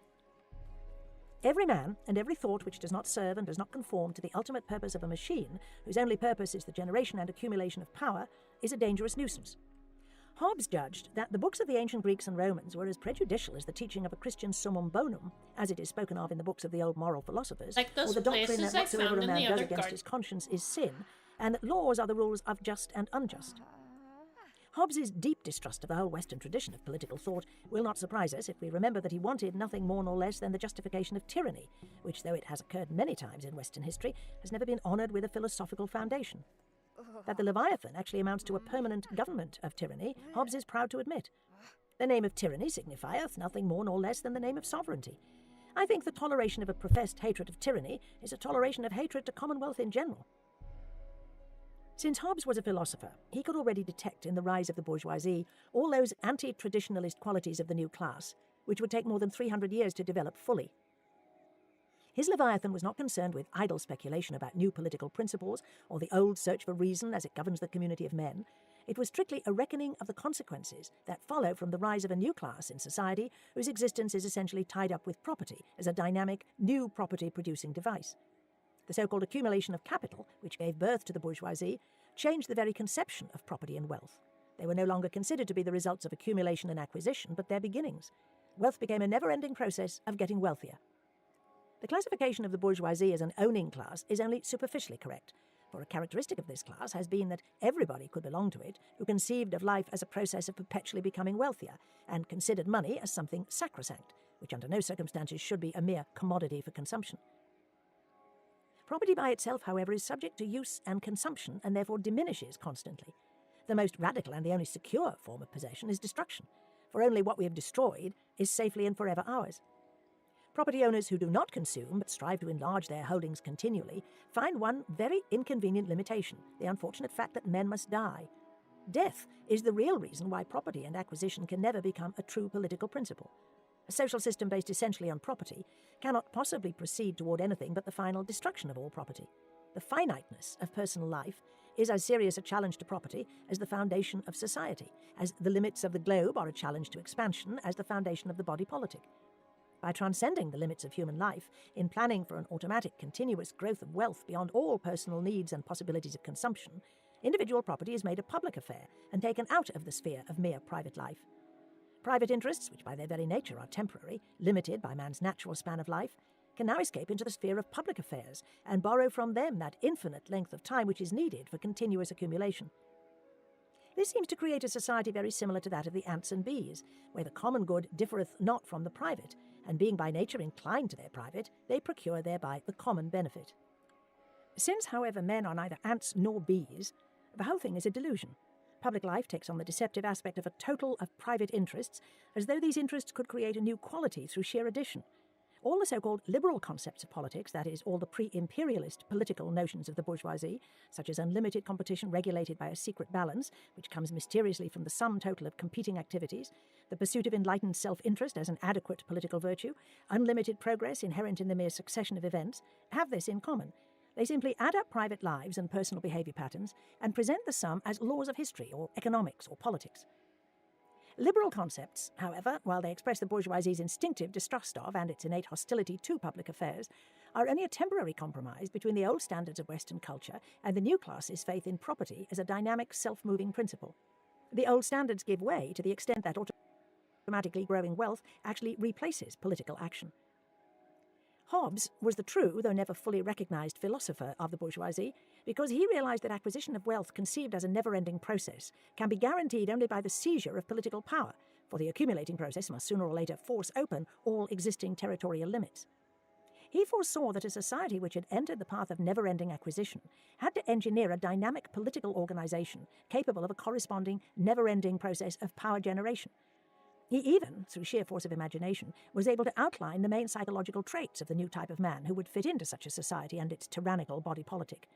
He foresaw the necessary idolatry of power itself by this new human type, that he would be flattered at being called a power-thirsty animal, although actually society would force him to surrender all his natural forces, his virtues and his vices, and would make him the poor, meek little fellow who has not even the right to rise against tyranny, and who, far from striving for power, submits to any existing government and does not stir, even when his best friend falls an innocent victim to an incomprehensible raison d'etat. For a commonwealth based on the accumulated and monopolised power of all its individual members necessarily leaves each person powerless, deprived of his natural and human capacities. It leaves him degraded into a cog in the power-accumulating machine, free to console himself with sublime thoughts about the ultimate destiny of this machine, which itself is constructed in such a way that it can devour the globe simply by following its own inherent law. The ultimate destructive purpose of this commonwealth is at least indicated in the philosophical interpretation of human equality as an equality of ability to kill. Living with all other nations in the condition of a perpetual war and upon the confines of battle, with their frontiers armed and cannons planted against their neighbours round about, it has no other law of conduct but the most conducing to its benefit, and will gradually devour weaker structures until it comes to a last war, which provideth for every man by victory or death. By victory or death, the Leviathan can indeed overcome all political limitations that go with the existence of other peoples and can envelop the whole earth in its tyranny. But when the last war has come and every man has been provided for, no ultimate peace is established on earth. The power-accumulating machine, without which continual expansion would not have been achieved, needs more material to devour in its never-ending process. If the last victorious Commonwealth cannot proceed to annex the planets, it can only proceed to destroy itself in order to begin anew the never-ending process of power generation. 3. The alliance between mob and capital.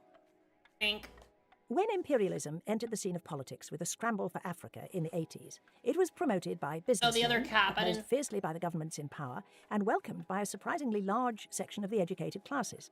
To the last, it seemed to be God sent, a cure for all evils, an easy panacea for all conflicts. And it is true that imperialism, in a sense, did not disappoint these hopes. It gave a new lease on life to political and social structures, which were quite obviously threatened by new social and political forces, and which under other circumstances, without the interference of imperialist developments, would hardly have needed 2 world wars to disappear. As matters stood, imperialism spirited away all troubles and produced that deceptive feeling of security so universal in pre-war Europe, which deceived all but the most sensitive minds. Péguy in France and Chesterton in England knew instinctively that they lived in a world of hollow pretense and that its stability was the greatest pretense of all. Until everything began to crumble, the stability of obviously outdated political structures was a fact, and their stubborn, unconcerned longevity seemed to give the lie to those who felt the ground tremble under their feet. The solution of the riddle was imperialism.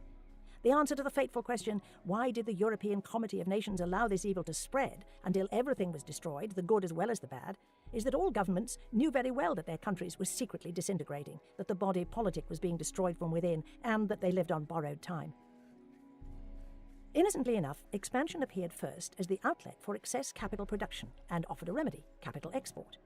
The tremendously increased wealth produced by capitalist production under a social system based on maldistribution had resulted in over-saving, that is, the accumulation of capital which was condemned to idleness within the existing national capacity for production and consumption. This money was actually superfluous, needed by nobody, though owned by a growing class of somebodies. The ensuing crises and depressions during the decades preceding the era of imperialism had impressed upon the capitalists the thought that their whole economic system of production depended upon a supply and demand that from now on must come from outside of capitalist society. Such supply and demand came from inside the nation, so long as the capitalist system did not control all its classes, together with its entire productive capacity. When capitalism had pervaded the entire economic structure, and all social strata had come into the orbit of its production and consumption system, capitalists clearly had to decide either to see the whole system collapse or to find new markets, that is, to penetrate new countries which were not yet subject to capitalism and therefore could provide a new non-capitalistic supply and demand. The decisive point about the depressions of the 60s and 70s, which initiated the era of imperialism, was that they forced the bourgeoisie to realize for the first time that the original sin of simple robbery, which centuries ago had made possible the original accumulation of capital, according to Marx, and had started all further accumulation, had eventually to be repeated, lest the motor of accumulation suddenly die down. In the face of this danger, which threatened not only the bourgeoisie, but the whole nation with a catastrophic breakdown in production, capitalist producers understood that the forms and laws of their production system from the beginning had been calculated for the whole earth. The first reaction to the saturated home market, lack of raw materials and growing crises, was export of capital. The owners of superfluous wealth first tried foreign investment without expansion and without political control, which resulted in an unparalleled orgy of swindles, financial scandals, and stock market speculation, all the more alarming since foreign investments grew much more rapidly than domestic ones. Big money resulting from oversaving paved the way for little money, the product of the little fellow's work. Domestic enterprises, in order to keep pace with high profits from foreign investment, turned likewise to fraudulent methods and attracted an increasing number of people who, in the hope of miraculous returns, threw their money out of the window. The Panama scandal in France, the Gründungsschwindel in Germany and Austria became classic examples. Tremendous losses resulted from the promises of tremendous profits. The owners of little money lost so much so quickly that the owners of superfluous big capital soon saw themselves left alone in what was, in a sense, a battlefield. Having failed to change the whole society into a community of gamblers, they were again superfluous, excluded from the normal process of production to which, after some turmoil, all other classes returned quietly, if somewhat impoverished and embittered. Trying to turn people to export of money and foreign investment as such are not imperialism and do not necessarily lead to expansion as a political fluid.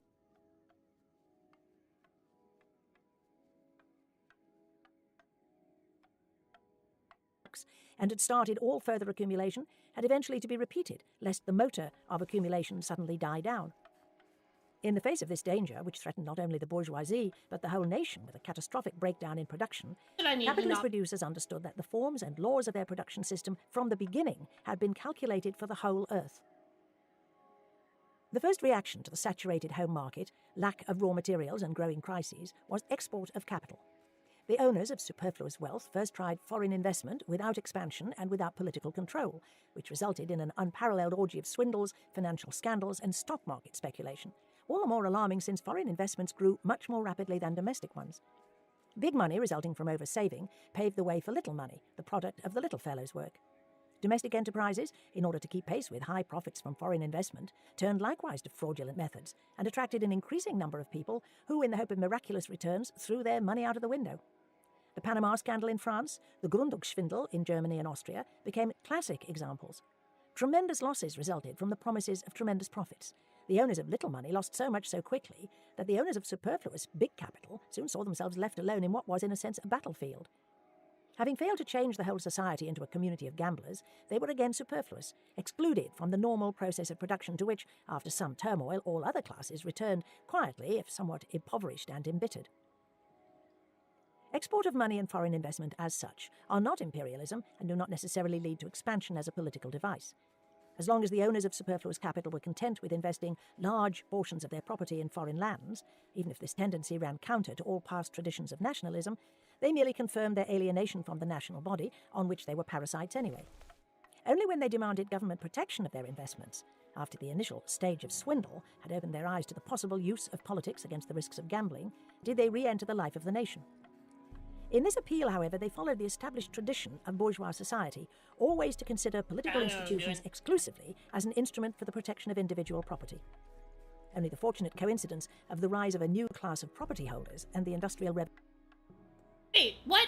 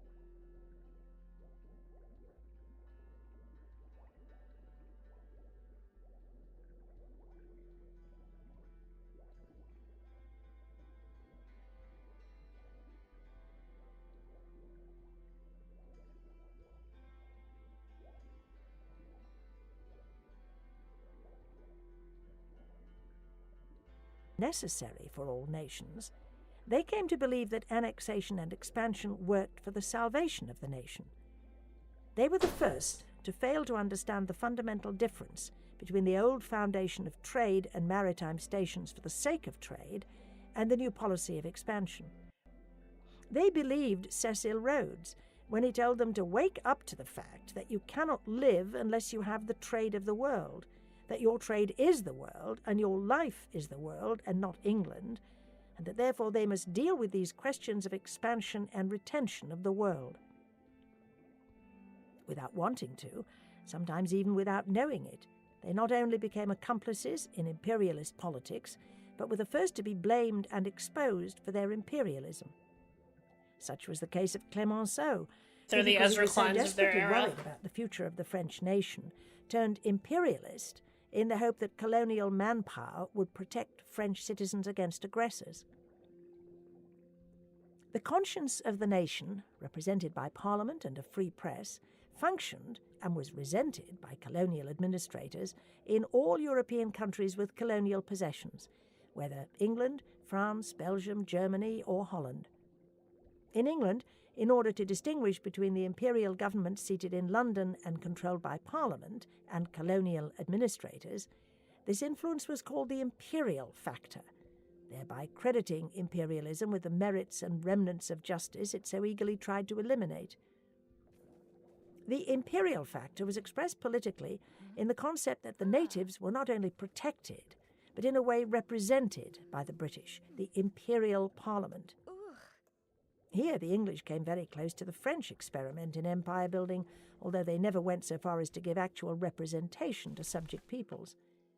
Nevertheless, they obviously hoped that the nation as a whole could act as a kind of trustee for its conquered peoples, and it is true that it invariably tried its best to prevent the worst.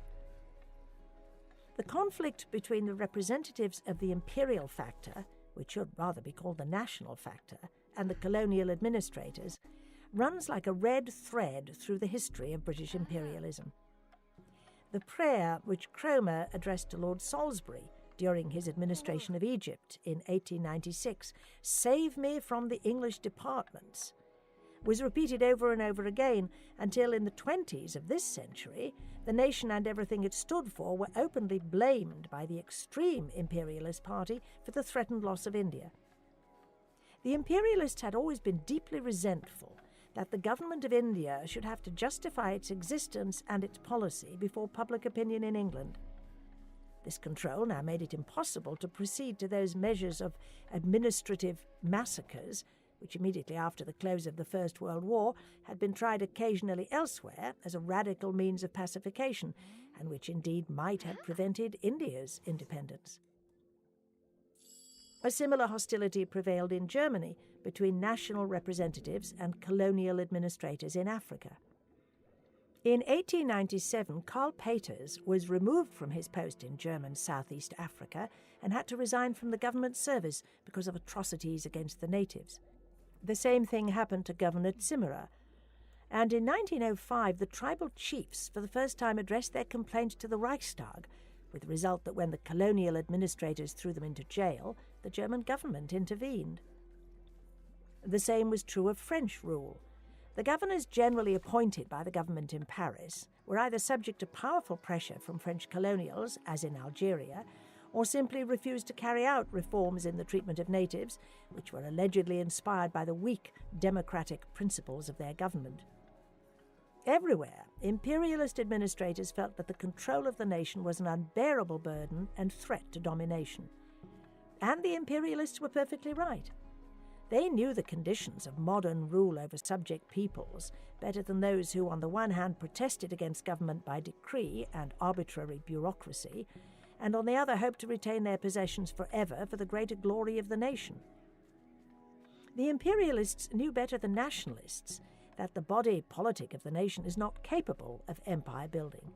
They were perfectly aware that the march of the nation and its conquest of peoples, if allowed to follow its own inherent law, ends with the people's rise to nationhood and the defeat of the conqueror. French methods, therefore, which always tried to combine national aspirations with empire building, were much less successful than British methods, which after the 80s of the last century were openly imperialistic, although restrained by a mother country that retained its national democratic institutions. 2. Power and the bourgeoisie. What imperialists actually wanted was expansion of political power without the foundation of a body politic.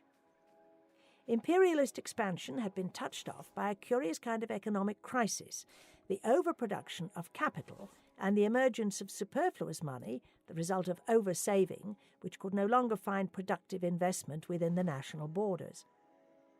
For the first time, investment of power did not pave the way for investment of money, but export of power followed meekly in the train of exported money, since uncontrollable investments in distant countries threatened to transform large strata of society into gamblers, to change the whole capitalist economy from a system of production into a system of financial speculation, and to replace the profits of production with profits in commissions.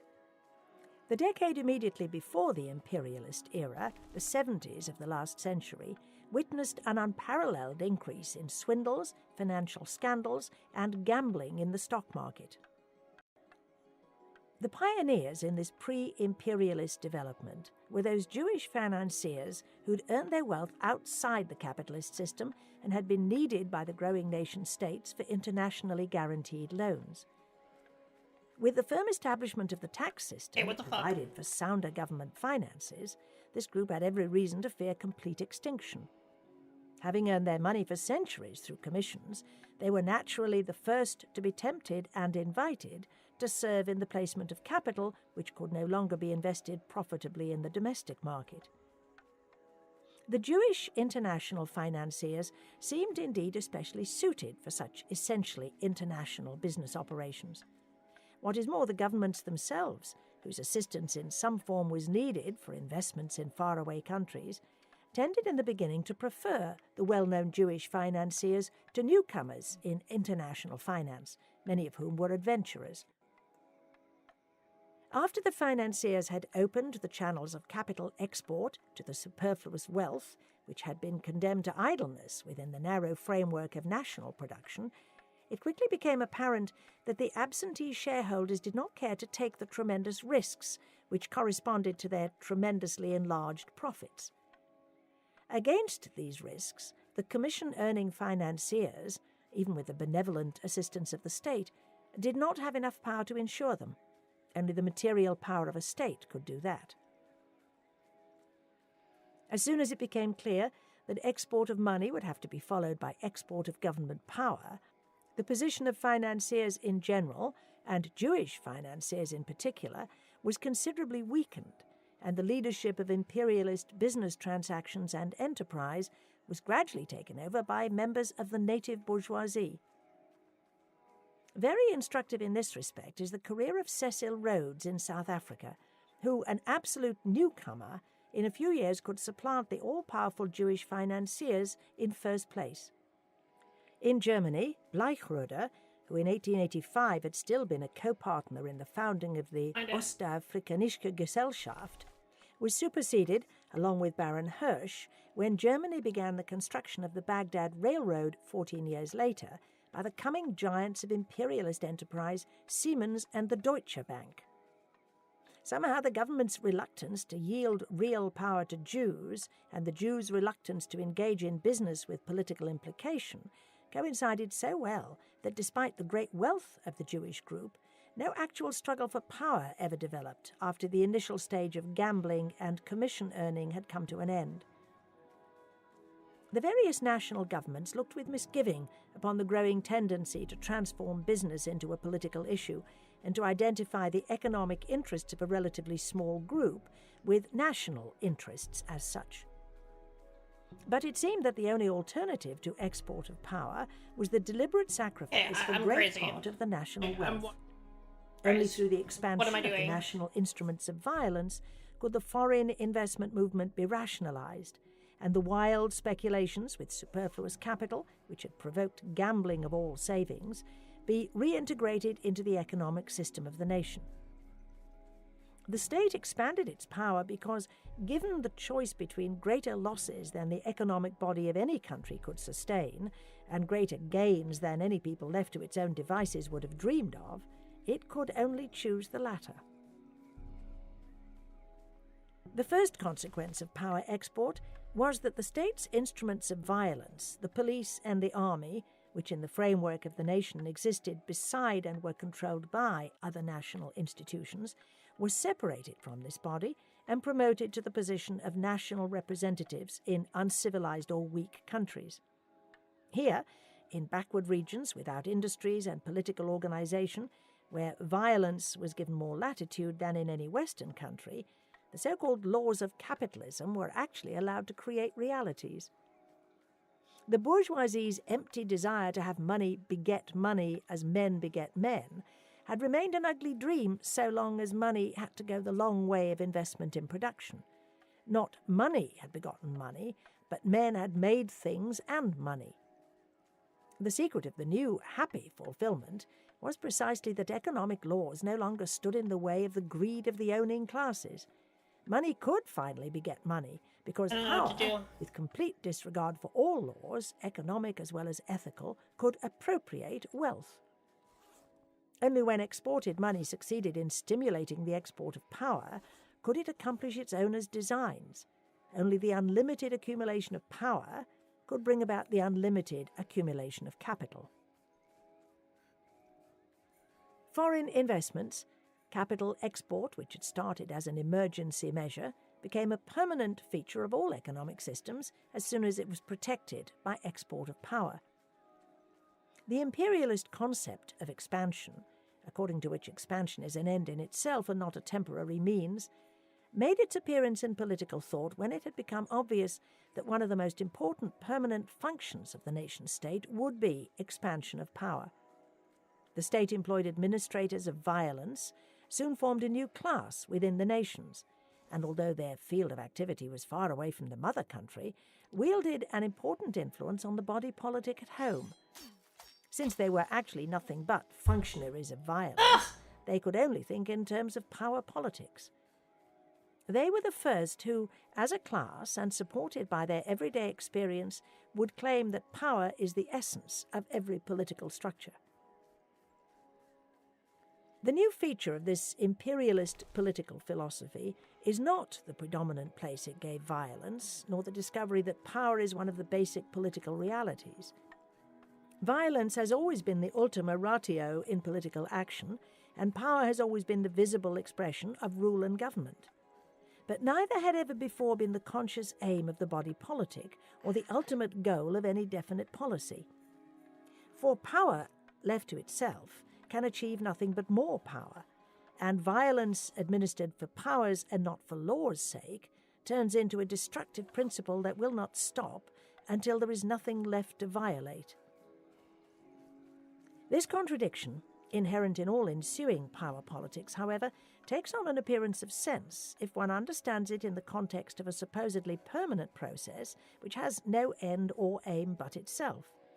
Then the test of achievement can indeed become meaningless, and power can be thought of as the never-ending, self-feeding motor of all political action that corresponds to the legendary, unending accumulation of money that begets money.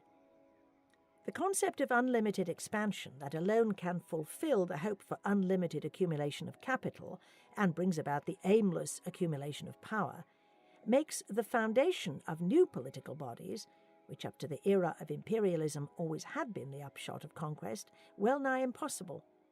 In fact, its logical consequence is the destruction of all living communities, those of the conquered peoples as well as of the people at home. For every political structure, new or old, left to itself, develops stabilizing forces which stand in the way of constant transformation and expansion. Therefore, all political bodies appear to be temporary obstacles when they're seen as part of an eternal stream of growing power. While the administrators of permanently increasing power in the past era of moderate imperialism did not even try to incorporate conquered territories and preserved existing backward political communities like empty ruins of bygone life, Their totalitarian successes dissolved and destroyed all politically stabilized structures, their own as well as those of other peoples. The mere export of violence made the servants into masters without giving them the master's prerogative, the possible creation of something new. Monopolistic concentration and tremendous accumulation of violence at home made the servants active agents in the destruction, until finally totalitarian expansion became a nation and a people-destroying force. Power became the essence of political action and the center of political thought when it was separated from the political community which it should serve. This, it is true, was brought about by an economic factor, but the resulting introduction of power as the only content of politics and of expansion as its only aim would hardly have met with such universal applause, nor would the resulting dissolution of the nation's body politic have met with so little opposition, had it not so perfectly answered the hidden desires and secret convictions of the economically and socially dominant classes. The bourgeoisie, so long excluded from government by the nation-state and by their own lack of interest in public affairs, was politically emancipated by imperialism. Imperialism must be considered the first stage in political rule of the bourgeoisie rather than the last stage of capitalism. It is well known how little the owning classes had aspired to government, how well contented they had been with every type of state that could be trusted with protection of property rights. For them, indeed, the state had always been only a well-organized police force. This false modesty, however, had the curious consequence of keeping the whole bourgeois class out of the body politic. Before they were subjects in a monarchy or citizens in a republic, they were essentially private persons. This privateness and primary concern with money-making had developed a set of behavior patterns which are expressed in all those proverbs, nothing succeeds like success, might is right is expediency, etc., that necessarily spring from the experience of a society of competitors. When, in the era of imperialism, businessmen became politicians and were acclaimed as statesmen, while statesmen were taken seriously only if they talked the language of successful businessmen and thought in continents, these private practices and devices were gradually transformed into rules and principles for the conduct of public affairs. The significant fact about this process of revaluation, which began at the end of the last century and is still in effect, is that it began with the application of bourgeois convictions to foreign affairs and only slowly was extended to domestic politics. Therefore, the nations concerned were hardly aware that the recklessness that had prevailed in private life, and against which the public body always had to defend itself and its individual citizens, was about to be elevated to the one publicly honoured political principle. It is significant that modern believers in power are in complete accord with the philosophy of the only great thinker who ever attempted to derive public good from private interest, and who, for the sake of private good, conceived and outlined a commonwealth whose basis and ultimate end is accumulation of power. Hobbes, indeed, is the only great philosopher to whom the bourgeoisie can rightly and exclusively lay claim, even if his principles were not recognized by the bourgeois class for a long time. Hobbes's Leviathan exposed the only political theory according to which